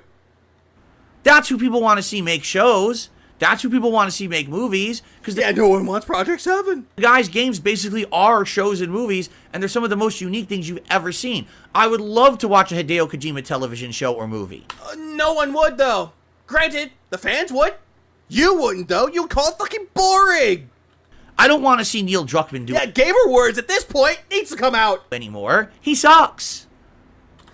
Thank you, Meester. Yeah, thank you. I just can't take gaming anymore. I just want to talk. Please clap. That's exactly it. This is just fucking projection. You take good one, Brian. So there you go. All right, I'm done. Like a Kojima show or a movie would be nice, but the way that Phil's talking about it, this is just pure fucking projection and hypocrisy. I'm not gonna rant anymore about this fucking jackass. He already wasted enough of my time. No, Phil, you wasted everybody's time. You could have just said, oh, hey, Neil Druckmann said he's not gonna do games anymore. Oh, what a shock. What a shock. Anyway, and just move the fuck on. Drop it. Leave it alone. You kept talking about it because you don't know when to shut up. All right, our final news story for today, sadly, is the worst. Okay? You ready? Oh, God. What? EA Games is laying off 670 employees. What the fuck? We just had a news story a couple days ago. Sony laid off like 5% of their workforce. And now EA Games is doing the same. Here's what they had to say about it.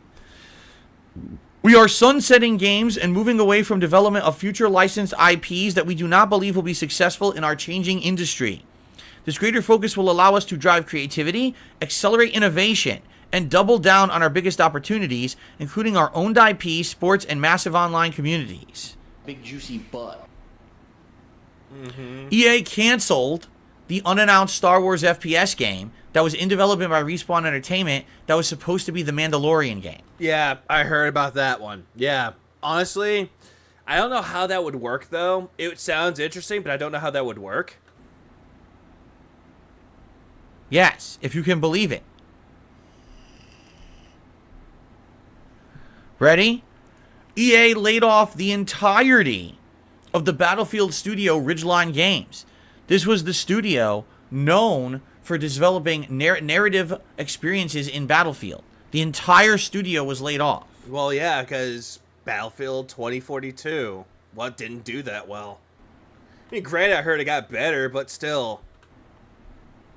Okay? And so, what they're saying in a nutshell, we don't want to take chances on anything good anymore.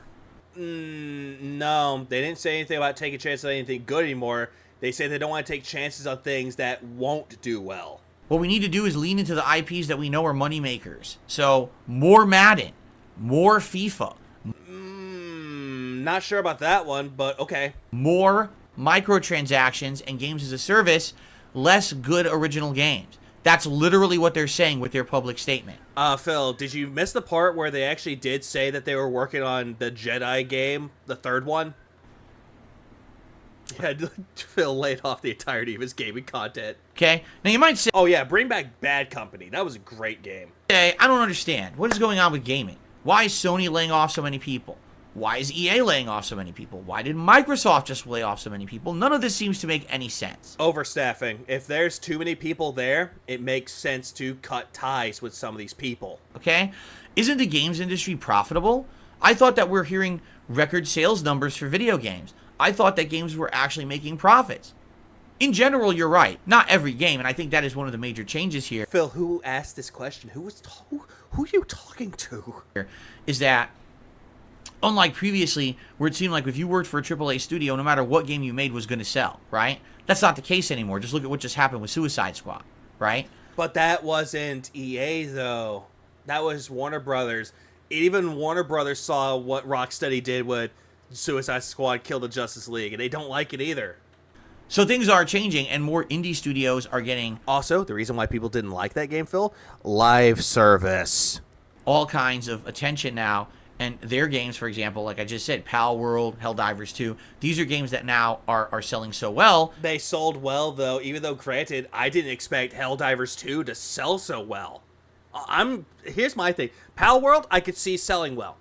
Helldivers 2, not so much. That blew my expectations of it. Good game. But I didn't really expect it to sell a whole lot. Because the original Helldivers, it sold well, but not well enough. That's a good thing. You want to have that competition, and you want the AAA guys on their toes, not thinking that everything they do will always be a slam dunk, okay? However, basically... Also, those weren't really AAA games, though. What he's talking about, Pal World and Helldivers 2, those aren't AAA. Here's what people are saying, because there's all these different analyses on this, okay? And everyone seems to be having... A different what? ...on this, okay? And everyone seems to be having different takes on it, all right? For example, let me just give you some perspective here. This is actually from Zubitech, a very poignant tweet, I feel, okay? Poignant, not poignant. The Last of Us Part 2 cost over $220 million to make. Uh-huh. Horizon Forbidden West cost over $212 million to make. God of War Ragnarok cost over $200 million to make. Uh-huh. Marvel's Spider-Man 2, excuse me, cost over $300 million to make. Uh-huh, because technology is mighty expensive, Filbert. Okay? So, each game is costing more and more and more and more to develop. Uh-huh. And?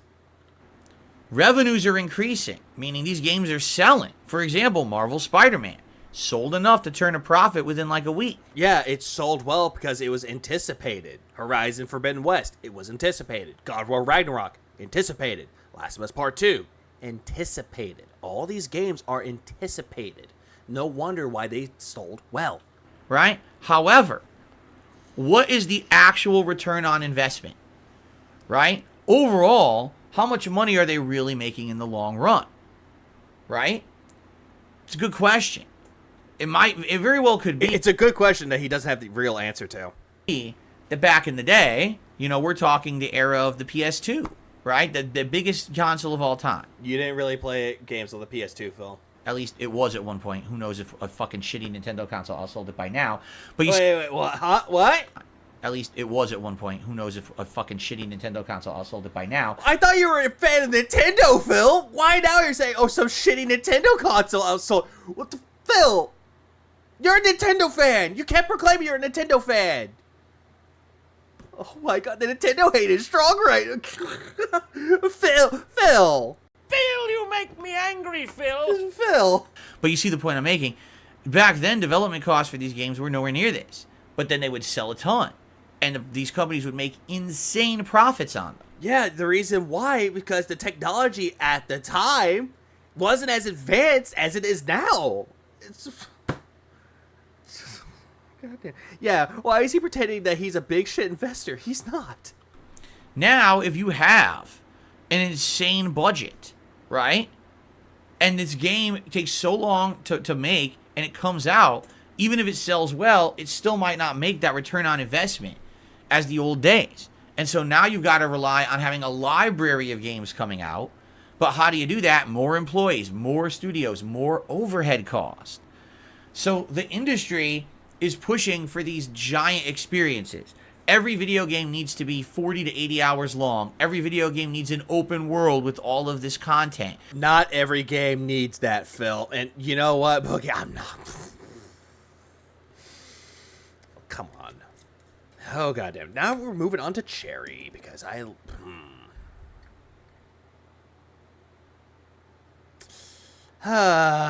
damn it, Phil. Die Boja.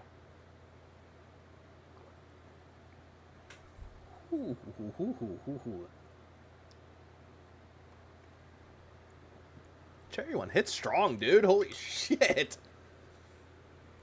Oh my god, man. But no, back to what Phil was saying. No. Games don't need to be 40 to 80 hours long.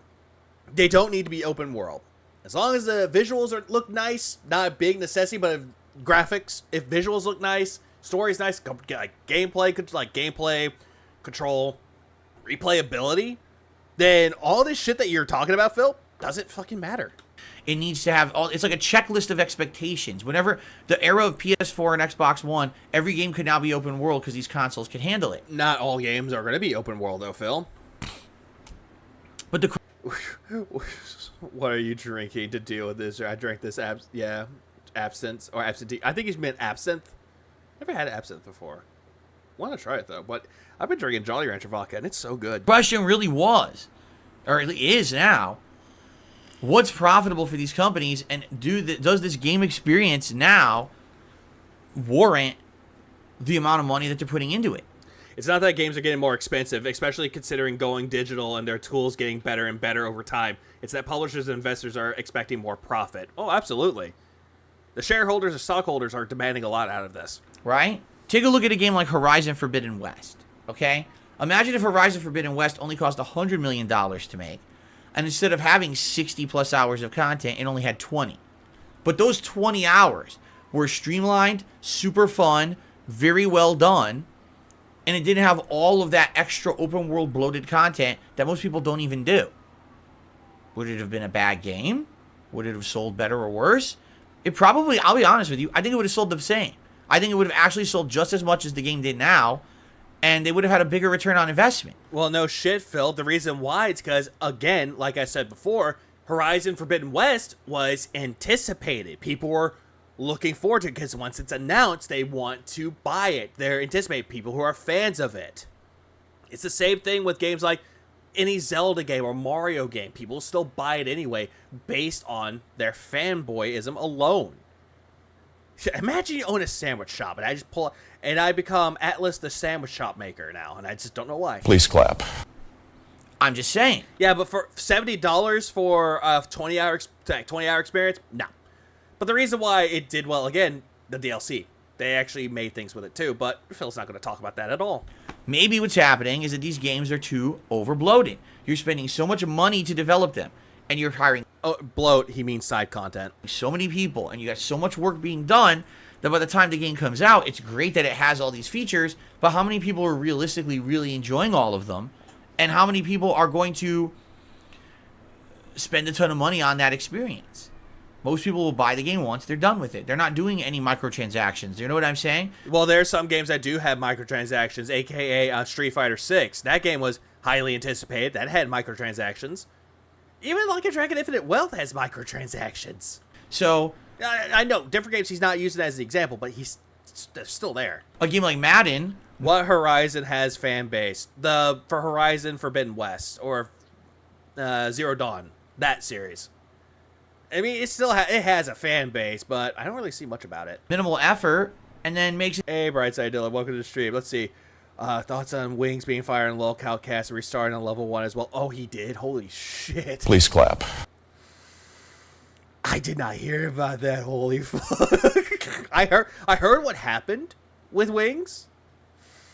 Oh, boy, that was a trip. Insane money every year. Yeah, WWE Champions has microtransactions, but Phil's not complaining about it. Hell, when he was talking about Skulls and Bones, he was talking about how it could be played like a mobile game. A game like God of War Ragnarok, it's a one-time buy. You're not going to spend any more money on that one. Phil, it can be a one-time buy, but again, it was a highly anticipated game. And then they announced, hey, there's free DLC coming out. So you have to rely on it selling a ton. He gets fired every week, and they just bring him right on back. Please clap. But has all that budget of $200 million, will it turn a profit, right? This is a pretty an interesting thing you have to think about. He hates games that he can't speed run. When you think about game development in the modern day. He's Now, not fired. No, he's not fired. He's just taking a quick break, and Keepstar's like, come on back. now, But still, if he did get fired, though, it would be fucking funny. Please clap. there's all these different takes on it, okay? So, here's the thing. You would think from all of these game studios laying people off. I mean, we just had, 900 some employees at Sony, over 1,000 plus employees at Microsoft, now 600 some employees at EA. And by the way, just think about that. That's 2,000 plus people in the games industry who have to find another job at another game company. Where else are they going to work, right? But if the games industry is downscaling right now, where are they going to work? Because imagine if you worked at Microsoft. That's okay, I could get a job at Sony. Oops, Sony just laid off people. That's all right, I'll go work at EA. Oops, EA just laid off people. Money. The Deep Fryer donated $4.99.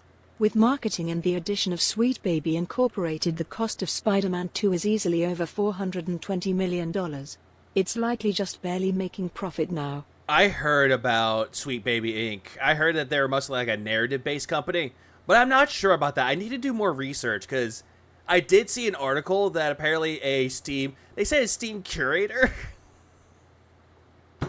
Well, I heard that it was like Steam curated content, whatever it was trying to warn people about Sweet Baby Inc. I need to do more research on that. What's this? If you worked at Microsoft, that's okay, I could get a job at Sony. Oops, Sony just laid off people. That's all right, I'll go work at EA. Oops, EA just laid off people.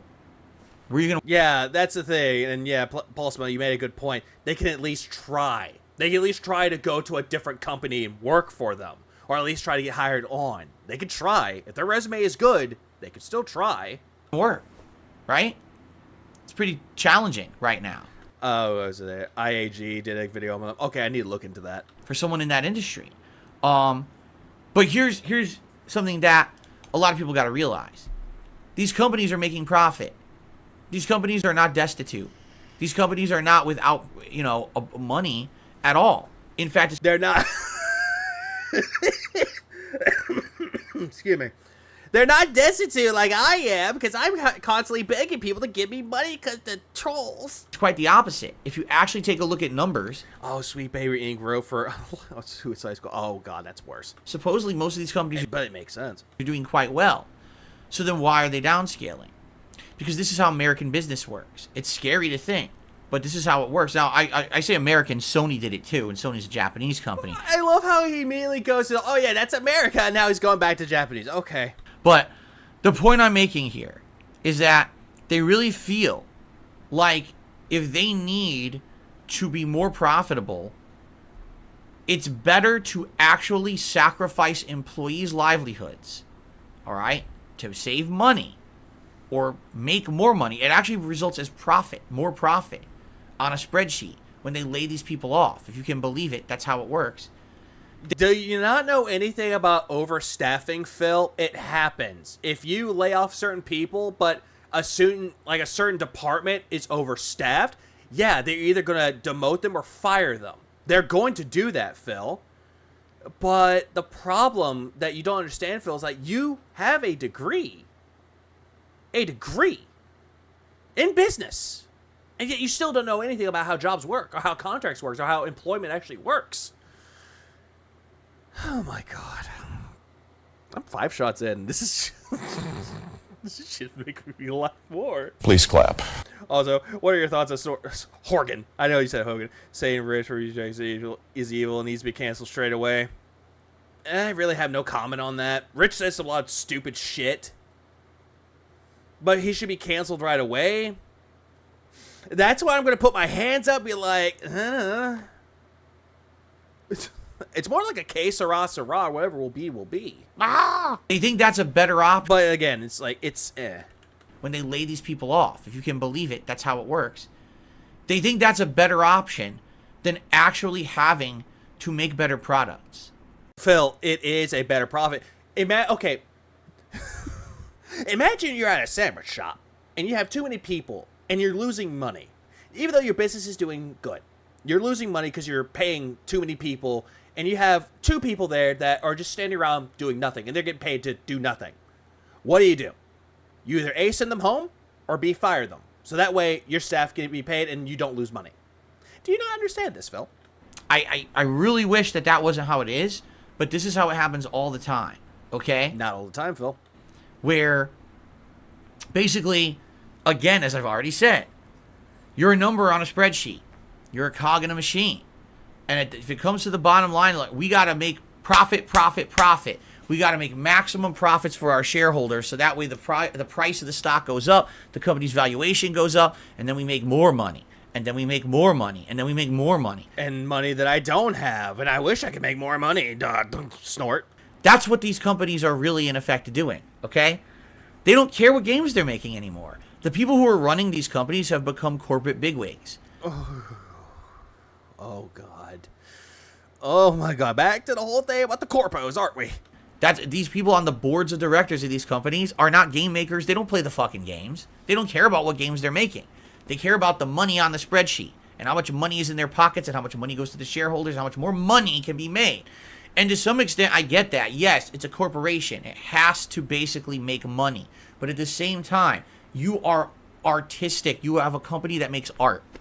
I almost thought he was about to say they're autistic. Oh, God, man. What do you know about fucking art? Not a product. Art. Any company. So, Phil, it's still a product that makes movies. So, DSP is a communist? You think he would be all for capitalism since he owns a business? Oh, the communist state of Phil is just showing. Please clap. Television, music, theater. It's art. But it's still a product. Like, you're sitting here going that art is art, but art is still considered a product.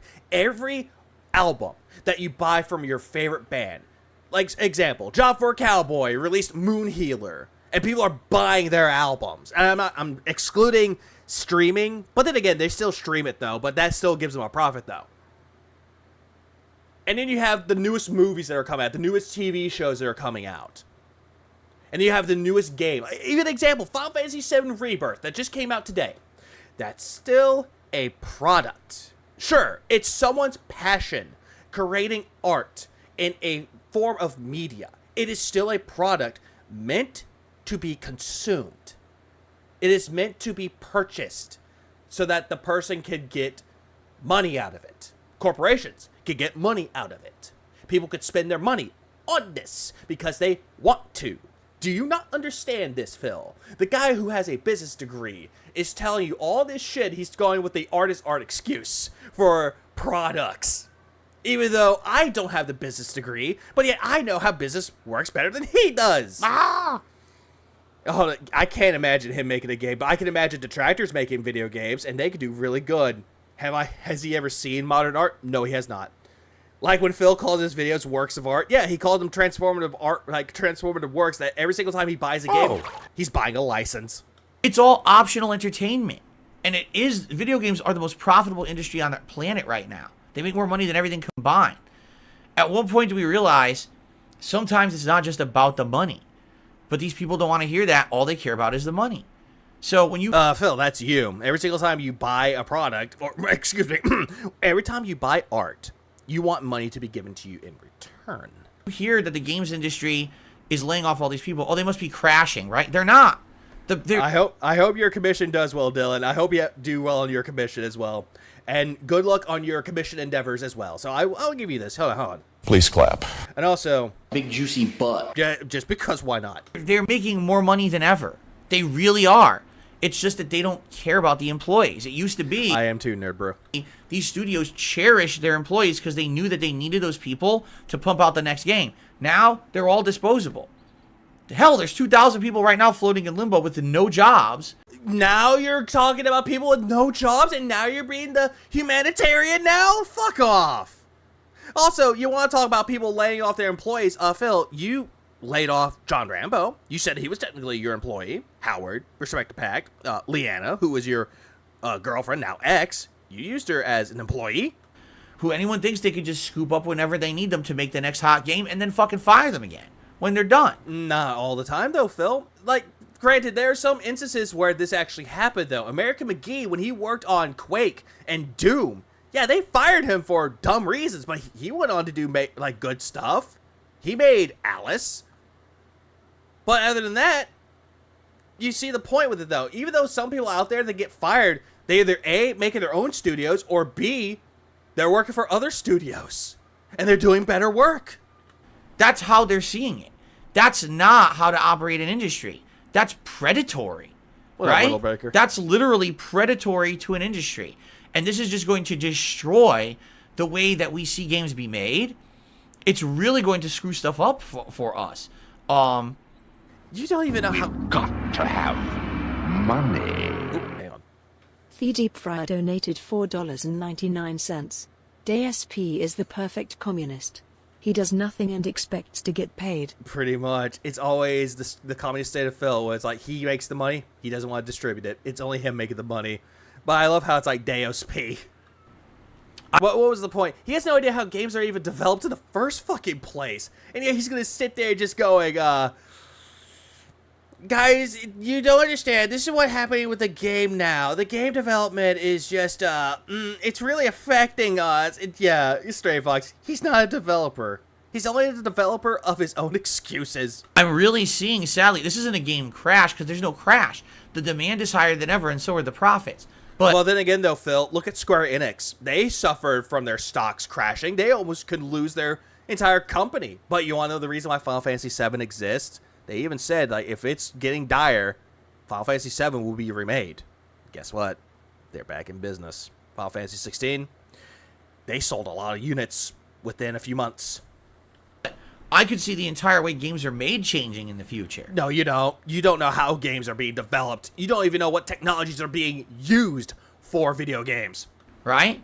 Where you don't even have set dev teams anymore. You just have headhunted contractors come in, make a game, and then they dip. Because they can't rely on these companies to give them a career anymore. No one's saying that it's a crash. Only Phil did. Because the people at top are greedy. It's so obvious what's going on. But it's like, what do you do when you've created the entire business and industry to work like that? Because again, it's not just the games industry. It's so many different corporations are like this where they just don't care. There's no morality to their decisions. A corporation feels like it doesn't have to have morality because it's not a person, it's a business. Okay, Phil, there are many game companies out there that actually do treat their company or they treat their employees well. But then you have people out there that will make a video game and then completely take the game off the market, don't even offer refunds, and they just run away with it scot-free. Those are the people that don't have morality. But yet, you want to talk about all these other companies out there that actually do treat their companies with some iotas of respect. And yet, again, you're just going to call them greedy. Oh, they're laying off people? They're greedy. No, they're laying off people because, A, why waste money on people that won't be used for anything? Bullshit. Yeah, living with this podcast he made, talking in circles. Businesses are Where have I seen this cult speech before about them bad, me good? Oh, right here. run by people. Exactly, Miss Ghouls. Welcome to Street. At some point, there has to be some kind of a morality code, a code of conduct, where you say, we're not just going to dispose of people in the fucking street when we don't need them anymore. Well, Phil, you were disposed of. You weren't needed anymore, and yet you believed that it was their fault, not yours. Because we wanted to increase our valuation on a spreadsheet because we wanted to make more money. That's ridiculous, right? That's ridiculous, right? Oh, cherry gin, yay! I don't know, man. To me, it sure sounds pretty evil, right? Coming from the evil motherfucker that is taking advantage of wheelchair people. And here's the other. I love how I call them wheelchair people. He doesn't care about video games. Where is this energy that when Nintendo decided to sue Yuzu, he's about to lose the ability to play Chrono Trigger? Nope. No. He can still play Chrono Trigger. Oh, actually, hang on. Wait a second.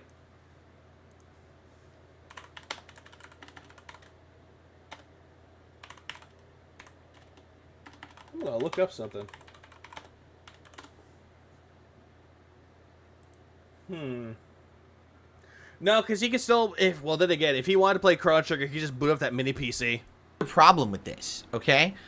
When this is happening, He's drinking Hulk Hogan Sprite. to the entire industry. This is not one company. This is not two companies. This is basically the whole industry. This is Doesn't he live in an at-will state? I'm going to look this up. Hold on. At-will states. In the U.S. Let me check. I'm going to check this. Now that you brought this up, Stray Fox. Good. Yeah, thank you for actually bringing this up. Let's see. No. Washington? Connecticut is, but not Washington. I don't see Washington on here at all. I see Texas is one of them. Pennsylvania, Maine, Kentucky, Colorado, North Carolina, India. Please clap. Indiana, I already said Connecticut. Montana, Virginia, New York, Arizona, Alaska, Missouri, Idaho, Illinois, Louisiana, Florida, Georgia, Alabama, California, Massachusetts, and Delaware. Those are the at-will states. But yet he believes that every state in the United States is a at-will state when it's not. And that's what I said earlier, that some states have this, not all. But Phil's state is not at-will. happening to, correct? Yeah, you're thinking of Oregon? That's fine. Oh, he just got up again. Where are you going? Oh, he's shutting the window. Is it the window being shut, or did he fart? Oh, he shut the window. Okay, never mind. Now he's So back. when this is happening to the entirety of the industry at once, here's what happens. People who normally would have said, oh, I want to get into that industry, and I'm a creative person, and I feel like I could really make great games, says, oh. Phil, you know they could just make indie games, right? Indie game developers exist. I don't know if I want to do that. I mean, look at fucking Eric Barone or Concerned Ape, the guy who made Stardew Valley by himself. He didn't go to a company. The only company that like published it was Chucklefish, I believe, published it. But again, he didn't go to a major company like Insomniac, EA. He went to a smaller publisher that actually published it, and guess what? It's still a success. I mean, I got a family. I got to provide for them. Great, it has to be about the family talk. There's no stability in game development. At any moment, these companies could just dump me, and now I have no job, and I can't do that. I got to find something more stable for me and my family. So they don't go into game development. They do something else with their lives, right? So what ends up happening is the most... Oh, God, the trash people are back. Talented people don't want to get into the industry anymore. And now, game quality dips. And now games just become a commodity. Something you buy for a meaningless... Get a 1080 stream, or, yeah, a 1080 stream. Hang on, let me see if I can fix that. Sadly, Raw Phil does not 1080. He does only, Yeah, he only does like that, and that's sad. Few hours of pleasure, and then the only way you can A few hours of pleasure, like getting fucked by their wife, Get or, more. or boyfriend, or husband. get pleasure out of it is to dump more money into it with a microtransaction, Oh, never mind. right? And You forgot to take out DSP. I'm sorry. lose that era of the big game blockbuster that's a meaningful game that's, resonates with you forever. Instead, it's just, it's just a fuck around experience. Here, I'm going to play for a few hours to kill some time. Done. And Video games are meant to be a time waster, Phil. Do you not understand that? What did you play today? I don't even know. I don't know what I played. Oh yeah, the Cuphead creators, the brothers that actually put their own money into it. Oh yeah, that game. Yeah, don't talk about them. I just fucked around. I killed some time, right? That's what'll happen. Yeah, that's what video games are, Phil. It doesn't matter at all. You're just saying what video games are already what they already were. Come on. The entire industry will just be fucking around instead of actually caring about big game experiences to have meaning.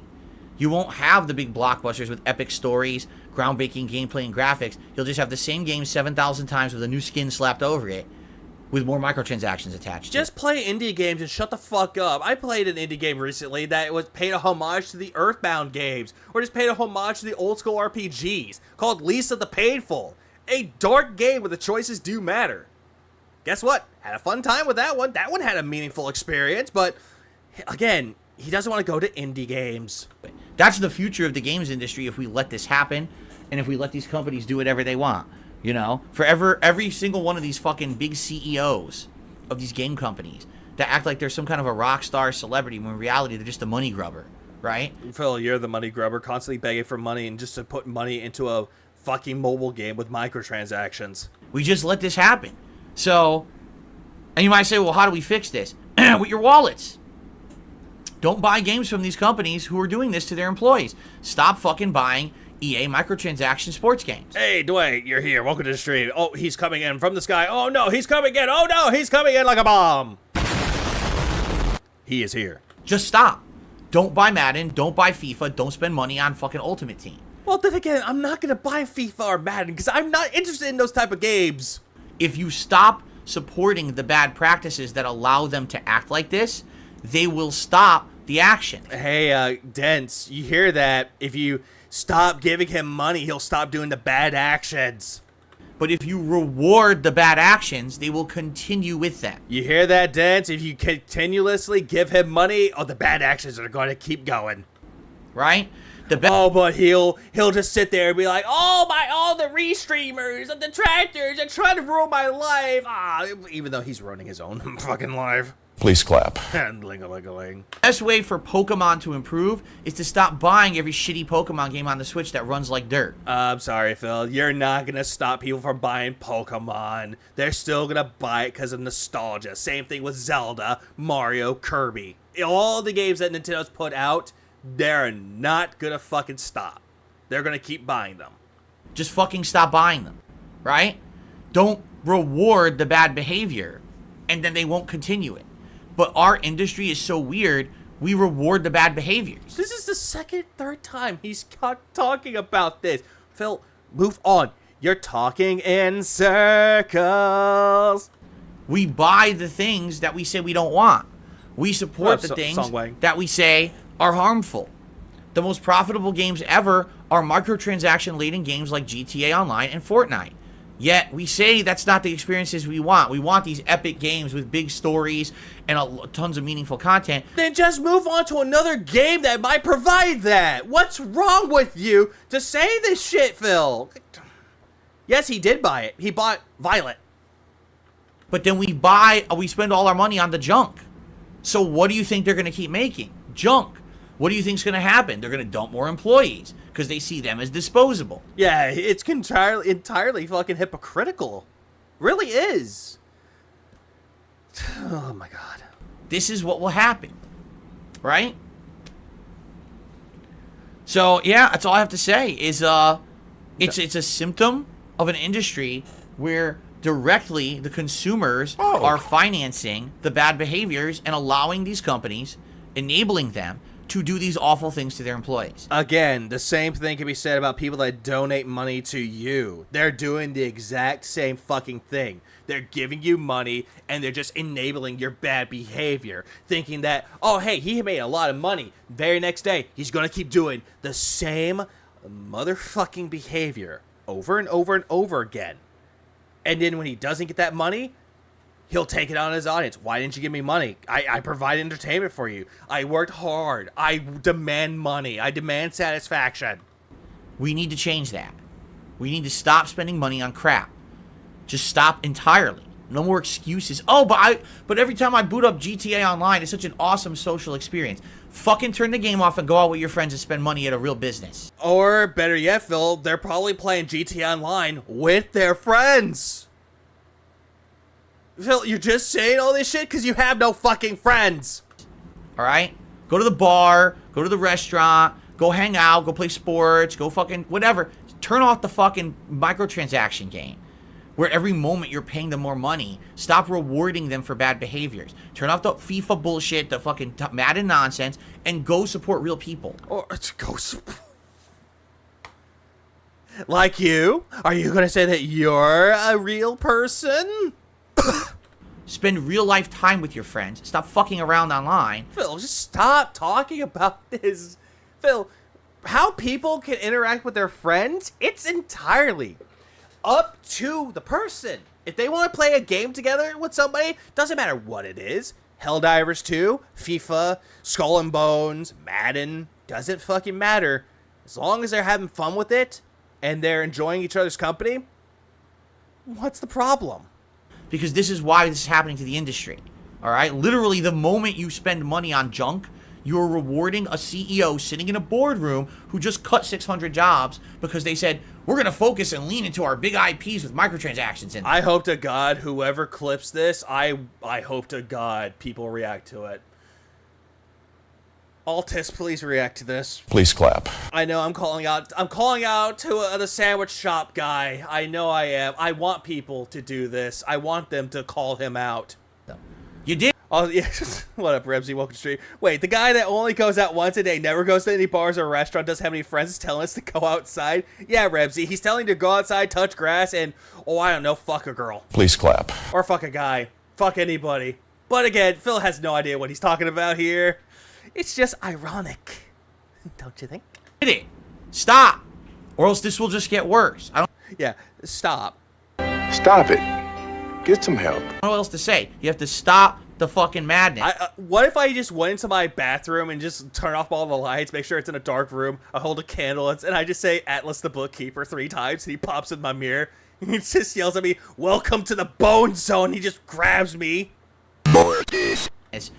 Can we say the same thing about DSP? Oh, absolutely, Randy. We can say the same thing about Phil, but he won't do it.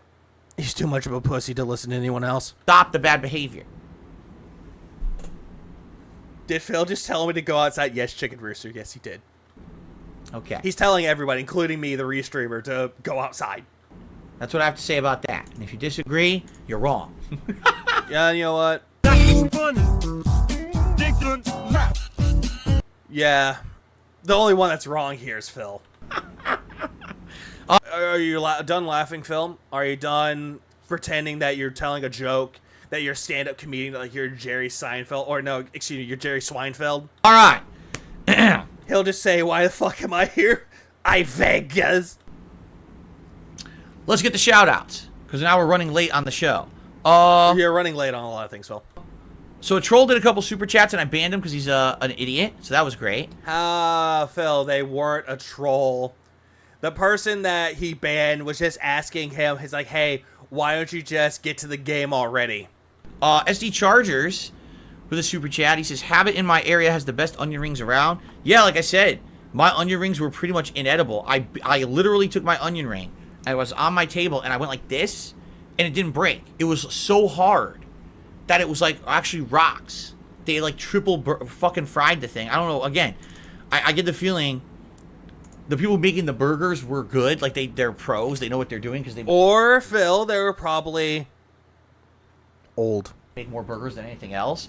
But they probably had a bunch of kids working. Wrong, like your schlong fat's hard, and you have a Sandy Venus flytrap and needs Sarkeesian for plush. The rest of the kitchen not knowing what the hell they were doing, and they ruined it. So there you go. Okay. So that's all we've got so far on the YouTube side. Again, guys, please today, if ever you were going to support the streams, today would be a great day to do it. The last day of February, and this would definitely, any support I get today will help make up for the issue with the memberships that we've been having for a month and a half. And I would really appreciate support if you can. So thank you. No, it won't. If I could get this to work. This thing's freezing up on me. Hold on. And someone said, "I have a different take. I think we as gamers benefit from these massive rounds of layoffs. The actual talented, passionate devs will make their own." I mean, it's a dent giving him money, but yeah, I have to agree with that one. Please clap.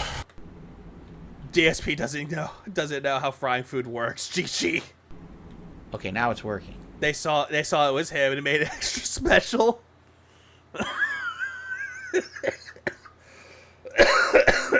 They gave him the special sauce. Let's get the tips. Okay. We start off with a $2 tip. I think you're all right, Phil. You have a thicker skin and bigger balls than most keyboard warriors on the internet. I wish I could tip more, but I just can't afford that much. You bring a smile to my face, and I look forward to your videos. Oh, no. Phil does not have any balls at all. They're in his wife's purse. Whoever sent them that, shut the fuck up. Being you, much love from Australia.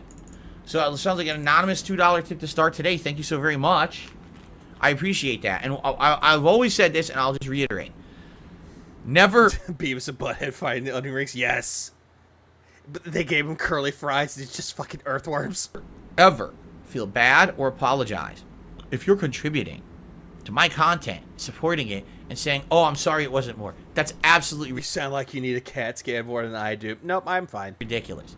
The reason that I'm here and still able to make a living doing this after 16 years of doing it is because of a person just saying, hey, here's a little bit of support I can give you, and it adds up. That's No, you're the type of guy that if they gave you $2, you'd be like, okay, thank you. Holds out the hand. Where's the rest of it? why. It's not just about one person coming by and going crazy with support. It's about everyone working together. It's a community feeling. That's really the reason why. Or Cat wrote it for him. I'm still here. So thank you so much for that. That ran on King Be Cruel last month was totally thick-skinned, right? Oh, yeah, absolutely. Yeah, he totally ignored all the bullshit. Yeah, absolutely. I received another $2 tip. Same person. Another anonymous one. Just 2 in a row. 2 anonymous $2 tips. Okay. I wonder if that was the same person. I don't know. It might have been the same person twice. Okay. Let's see here. Anonymous because, my viewers are afraid that the detractors will dox them and harass them and boo-hoo-hoo.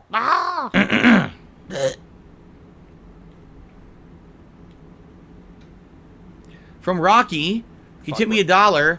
Fuck Rocky. He says, this wig looks like the haircut from the Advent Children movie.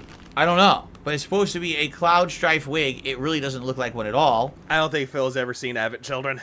But there it is. And again, if we hit the goal today, I'll put on that stupid $150. wig. I don't know if I'll keep it on because I have no idea if it would even be comfortable. But I will definitely wear the wig for a bit. I think that wig is too small for him. I hope to God it's too small. So thank you for that, Rocky. There'll be whales here. $1 tip here. And then I received another tip. Another tip from 1 Minute Man. Do you guys want to see the wig again? Because many of you weren't here for the beginning of the podcast because you forgot that it was early, right? You ready? I don't want. This is the fan-donated wig that I got here. Skipping. Probably app. Doesn't that look right? Like to a T. I don't represent. Exactly. I'm just skipping the wig because we've already seen the wig. I hope for the memes too. I cannot wait. You dirty detractors out there. You know what to do. As soon as he puts on that wig, you know what's up. Make the memes. Do it. Please clap. Right.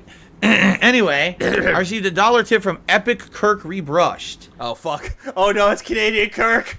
As a person with Fuck off, Kirk! an obsessive cult following, I must defend Neil Druckmann. He wrote the Uncharted game series, which makes Indiana Jones look like a Bob Ross marathon. No, he did not. He did not write the Uncharted games. That was Amy Hennig. Shut the fuck up, you misinformed cunt. No, he did not. He did not write that series by himself. He wrote the Uncharted game series along with, what's her name, Amy Hennig, and someone else too. It was 3 or 4 people. All right, so I'm just gonna let's just go straight to. Let's see. You know, I feel like it. Let's just go to the wiki page, shall we? Let's go. Let's go. Uncharted. Let's look right here. I think people can see it. Creator of Uncharted, Amy Hennig. All right, let's continue. Let's move on. Writers. Oh, wait, shit. He actually wrote the first one. Okay, he wrote the first one, but Amy Hennig was the main primary one. Amy Hennig and Josh Shear. Let's look at the second one. Uh-huh. You know what? I'm actually surprised. Okay, she only wrote the third one. But color me impressed. I was wrong. Please clap. I was wrong. Call me out. I'm wrong. I can accept that L. But she was mostly the primary writer for it. And then Neil Druckmann and Josh Shear wrote the fourth one. 3 or 4 other people. And Neil Druckmann was one of them. Surprisingly, I did not know that. I always was informed. I had a Mandela effect where it was just Amy Hennig that wrote them. I know she created it, but she didn't necessarily write them all, but I was mistaken. I'm wrong. I apologize for that. I feel like an asshole, I know. Ah! Alright, let's look at, okay, this one, Josh Garvin, but this was Ben's studio. This was not Naughty Dog. Lost Legacy, who wrote this one? Sean Escargot and Josh Shear. Poor V will never let this down. I'm sorry. Just like how people will never let it down that I misheard the fucking Hydra question. I thought it was 6 instead of 4. Yep, I find it too. I'm sorry. Ah! You still had basic knowledge. But I do know that Amy Hennig created it. I know that that was mostly her creation. Just like how she created the Legacy of Kain games. Regardless. Together, who At least he takes the time to actually research a master. actually wrote Uncharted. Then he basically kicked them out of the company, and he now takes the full credit for it as if he did all the work when he didn't. Cyrex is a creepo. He's a fucking weird pedo. That's all I got for it. I know that Marty actually is the one person that makes it entertaining to watch. Like, because Marty's a little bitch. Or not Marty's a little bitch. Cyrex is a little bitch. And this fucking Marty making him the little bitch that he is.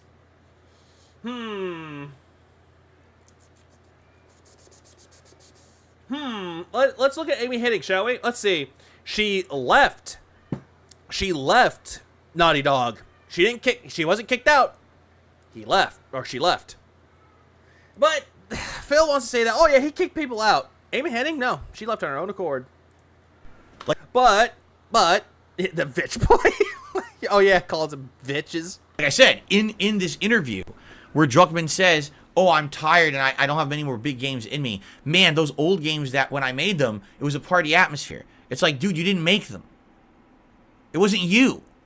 It was you and like 3 other people, and they don't work. No, Phil.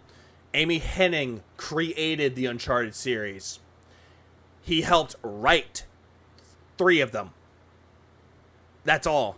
For your company anymore because they hate you. Yeah, and I said 3 of them because I was mistaken. But here's another thing too. The way that they had Uncharted 4 was completely different than what they had now. So the whole thing with Rafe and Nadine, honestly, that was not the original intention for the main villain of Uncharted 4. Amy Hennig's original idea was to have Sam, Drake's brother, as the main villain. But that some people say it wouldn't have worked, but it would have been fine either or. I mean, Uncharted 4, good game, but kind of at the end of it. But he reinvents history with it in his interviews. It's like, what are you talking about? Oh gosh, shut the fuck up, you fucking cunt. Hold on. Oh God, shut the fuck up, you cunt! You're the guy that fucking retcons everything and every single time that people ask you something. Hey, what happened to the helicopter company? Retcon. What happened at Best Buy? Retcon. What happened with the bankruptcy? Retcon. Side scrolls? Retcon. What happened yesterday? Retcon. Nah, dude, she was fired. Now, let me tell you about the time I was fired from the helicopter company. Oh, fuck me. Please clap. I'm getting the booty call. 1 second. Oh, booty call. Big juicy butt. Anyway. Okay. Continuing on, I just hit my mouse. Shut the fuck up! I hope you hit your mouse and it broke. I received a $5 tip. $5. Yeah, it would have made sense. A brother's betrayal is an old Japanese storyline. It would have worked. Either or, it would have worked out. I know some people might not see the same thing. They won't see eye to eye, but it would have worked out either or. Listen to this. This is an anonymous $5 tip. Someone dumped a mattress in my alley along with a bunch of trash. I can't wait to go outside and hit it with a baseball bat. It'll disappear just like in Like a Dragon. You know what? Oh yeah, he always sees himself as a story. Any story that, or he's the hero in any story that he tells. But would I interview Phil? No. Only because he will not let anyone interview him unless they pay him. Which, fuck that. Of course. Everyone knows that's the proper way of waste disposal. Just beat things with bats. They'll go right What kind of laugh was that? A very forced acknowledgement. away. Very nice. Thank you very much. Every tipper this morning besides Kirk was anonymous. So far, the $5 tip's the biggest one, so I'll put that up on the leaderboard. Okay.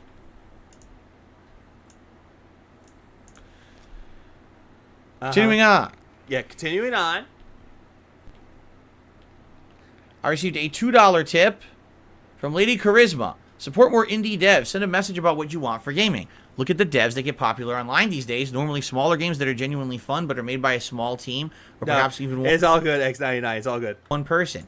You know, I got to agree with you, although I hate to say it, it really is hard for me to get attention for indies on my streams for whatever reason. For whatever reason, aka you get bored with them and you want to blame your audience for being bored. I seem to have a viewer base that loves these big AAA mainstream advertised games, and whenever I try to, like... No, there are some people that told you, hey, check out Dave the Diver, check out Dredge, check out Overcooked, check out Pizza Tower, and all the single time, you said no. Even Sea of Stars, when it first came out, you said no, because Chrono Tipper was the only important game at the time. Then you played it at the end of last year, and then you dropped it. Check out an indie or check out something that's not heavily promoted or advertised. It's like pulling teeth. It really is. But I agree with you that these indie games seem to be doing a lot better in some cases. I mean... Like, for God's sakes, I supported indie devs. Sea of Stars, Kickstarter. A game Spilled. The game's called Spilled. I supported that one. Dreamed Away. Supported that one too. Mina the Hollower. The new game that Yacht Club Games is making. That looks a lot like Castlevania mixed with Link's Awakening. I supported that because those games look good. I mean... And he is the guy that shits on indie games, yep. Notably, some of the games that I played in the most recent, like Hades, that game's superb. It is superb, because Supergiant Games, they know what they're doing, and Hades 2 is coming out. Don't know if it's coming out this year, but if it does, I'm playing it. A great story, right? Amazing addictive gameplay. Because it's roguelike. Massive replayability. Again, Phil, you just nailed it around the head. It has great gameplay that's replayable, because it's a roguelike. Superb game. I wish that I could play more indies, but again, sadly, people don't really check out the games that I play when I play indie games. No. Phil, you only check out the indie games that are virally popular, that are mainstream. Hades was one of them. Sea of Stars was another one. Stray? Stray? I play indie games. Stray? That game... Stray. Hang on. Give me a fucking minute. I know I'm... Ooh, fuck me, man. Play indie games. Stray. Oh, hang on a second. The games that I play when I play indie games. Stray? That game was sick. That game looked... Oh, shut the fuck up, you boomer. Don't use terms like, it was sick! Great, played great. I want a sequel is so good. I don't think that Stray would ever get a sequel. Honestly, I don't think it would. You know what I'm saying? Like, indie games definitely these days are more prominent, in my opinion, when it comes to, like, innovation, when it comes to giving the players what they're looking for in a creative experience, as opposed to this bloated $200 million open world with 60 hours of content, out of which 30, 40 hours is meaningless, right? For sure. Uh-huh. What was the other one? Sea of Stars. I love Sea of Stars. I can't wait to get back to it later this year. It's another one. You know, it resonates with what people are looking for, right? Glob, glob, glob. Oh, it resonates with what they're looking for. Glob, glob. Ooh. Shout out to Pizza Box Gaming, who just did a $5 super chat. Says, I have a different take. I think we as gamers benefit from these massive rounds of layoffs. The actual talented, passionate devs will make their own games. Well, here's the problem with that. I understand what you're saying. You're like, oh, that's fine. So now the devs will go off and do their own thing. Yeah, but you have to understand something. The standard line level devs that are getting laid off here are not rich. These are the people who do the grunt work. You know? For every shitty, stupid open world grind mission in one of these games, someone has to code that. Those are the people who just lost their jobs. You know? How do you know that they coded the game? How do you know that they were doing the grunt work? How do you know that for sure, Phil? What if they were just the guy that's like, hey, how do you want your coffee? And it's not their fault. They just did what they were told. So now they're not needed anymore. And now they don't have money to go make their own studio. You know, you're talking if like a bigwig who was in charge of an entire game project, and that project sold tons, so they had like a ton of money, right, out of the sales of that game, then they can go off and make their own studio. But that's not the case for most of these devs. It's just not. They don't have all the money. Again, these are normal people like you and me. They have lives. They have jobs. They don't have insane amounts of money saved up to go open a studio. It'd be great if they did. I mean, I don't foresee that. Phil, shut the fuck up. I'm going to name an example of somebody. Give me 1 second. I'm going to look up this person. I think this person worked for Rockstar. I'm double checking my sources to make sure. Let's see. Oh, here he is.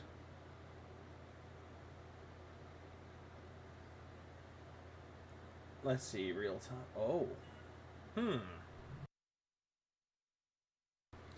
Yeah, there's one guy that he worked for Naughty Dog, and his name is Lucas Pope. Lucas Pope made Papers, Please and Return the Obra Dinn. Those are indie games, and yet those are critically acclaimed. We've got to have money. Vanguard Nice donated $5. Blabbity bloom blah, blum blabbity bloom blah. I ain't hear a word you said, hibish hoopla. Phil speak English numbnut. Thanks, Vanguard. Yeah, he needs to speak that. He actually needs to speak English instead of gibberish. These are working class people. Fallen Angels. Thank you for becoming a member this morning. It says in chat, I work for a gaming company and I'm grunt level, so now this is very scary for me. I completely understand. I get it. You must be crapping bricks because the whole industry right now is downscaling, and it's not your fault. You work your ass off, I'm sure, right? I don't think that guy actually works his ass off. I think he's just making himself look like a, a victim. Just like his Lord Master Pig Roach. I've heard about this game Lethal Company, Lady Charisma. I don't know too much about it, though. But I did hear about it, and people are saying that it's good. But it's just, as you know, I have been so... Oh, Lethal Company is so fucking good. With friends, it's amazing. So inundated. Oh, yeah. Phil playing Papers, Please. I hated that. With all the games that I'm playing, right? I'm so backlogged on the games that I'm playing currently that I just don't have flexibility to be checking out a bunch of games like that. I would maybe like to eventually get to those games. But he won't play it, though. He would actually call up with somebody and just be like, hey, I want to play this game with y'all. And they just leave. But I'll be honest, the whole Baldur's Gate 3 thing has really kept me, locked with gameplay for the last 2.5 months. I think when Baldur's... Because you had people holding your fucking hand. Gate 3 finishes, we're going to feel like a big sigh of relief and be like, freedom to do more things now. I think Phil farted when he said that. Right? Seriously. I see now a lot of people are showing up to stream, and I welcome you all. We're going to be starting Final Fantasy VII Rebirth in a few. We're actually ending the podcast now, and I'm going to take a brief break to use the restroom. We're going to be by noonish here. We will have the game rolling for you guys for around 3 hours of this premiere gameplay. Okay? I just received a $25 tip. Oh, no. 1 minute, man. No. 1 minute, man. Fuck. Fuck you, 1 minute, man. Fuck you, mom.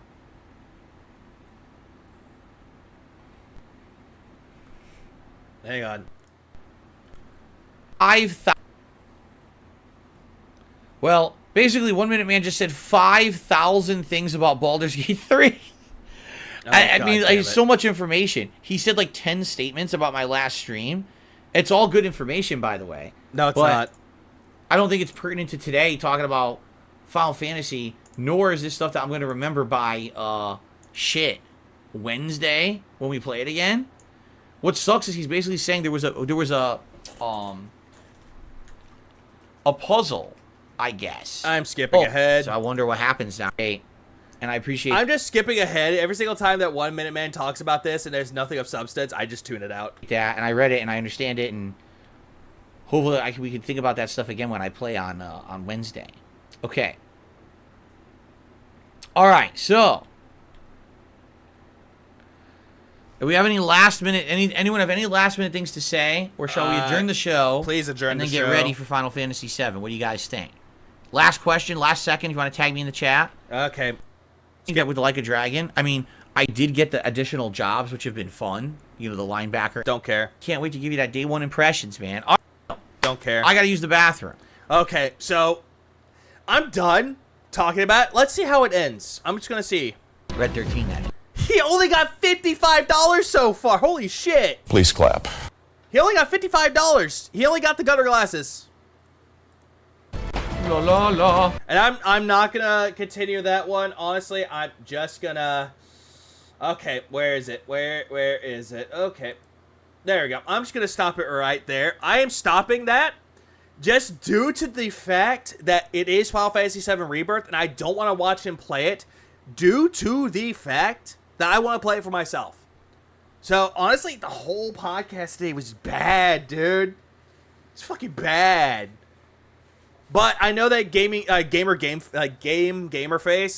on Twitter will actually give like the final result of how much he made on the day stream. No, it's not a problem, Miss Dark Fairy. It's all good. But I'm just done. I'm done with that, man. I'm just gonna. Oh man, I just need to tune out. But anyways, I'll just end it here. Let me see who is streaming right now. I'm gonna send people over. Hopefully they're still streaming. That being said is streaming. So if you want to go over there and see what the group think right there, yeah, just go check them out. They're really good people. Yeah, shout out to the boys at That Being Said. Even Steve, we miss you, Steve, and also the Meerkat, or excuse me, the Smear Dog, and then the CTRL, and then the bombastic Miss Samantha, or whoever that one other person is. But yeah, everyone have a good rest of y'all's day, rest of y'all's night. Keep it real, beautiful people. But I'll end it off with a Phil prayer. Deliver us from the dents, deliver us from the pay pigs, deliver us from the pignosis. May we never become dented. May we never come a beggar like Darkside Phil. Just for the love of fucking God. If you hate somebody, just say a little piece of your mind and then move the fuck on from it, because nobody wants to hear your same fucking opinion about Neil Druckmann over and over and over and over and over. But with that in mind, everyone have a good rest of y'all's day, and I will see y'all next time. If he does something stupid tomorrow, I might be around for that one. But I do thank y'all for attending this stream. Thank y'all for the contributions. And also for the well wishes for the 4K, and also the 1 year anniversary that I completely skipped. I was going through a lot of things at the time, but I'm back now. But everyone have a good day. TBS out.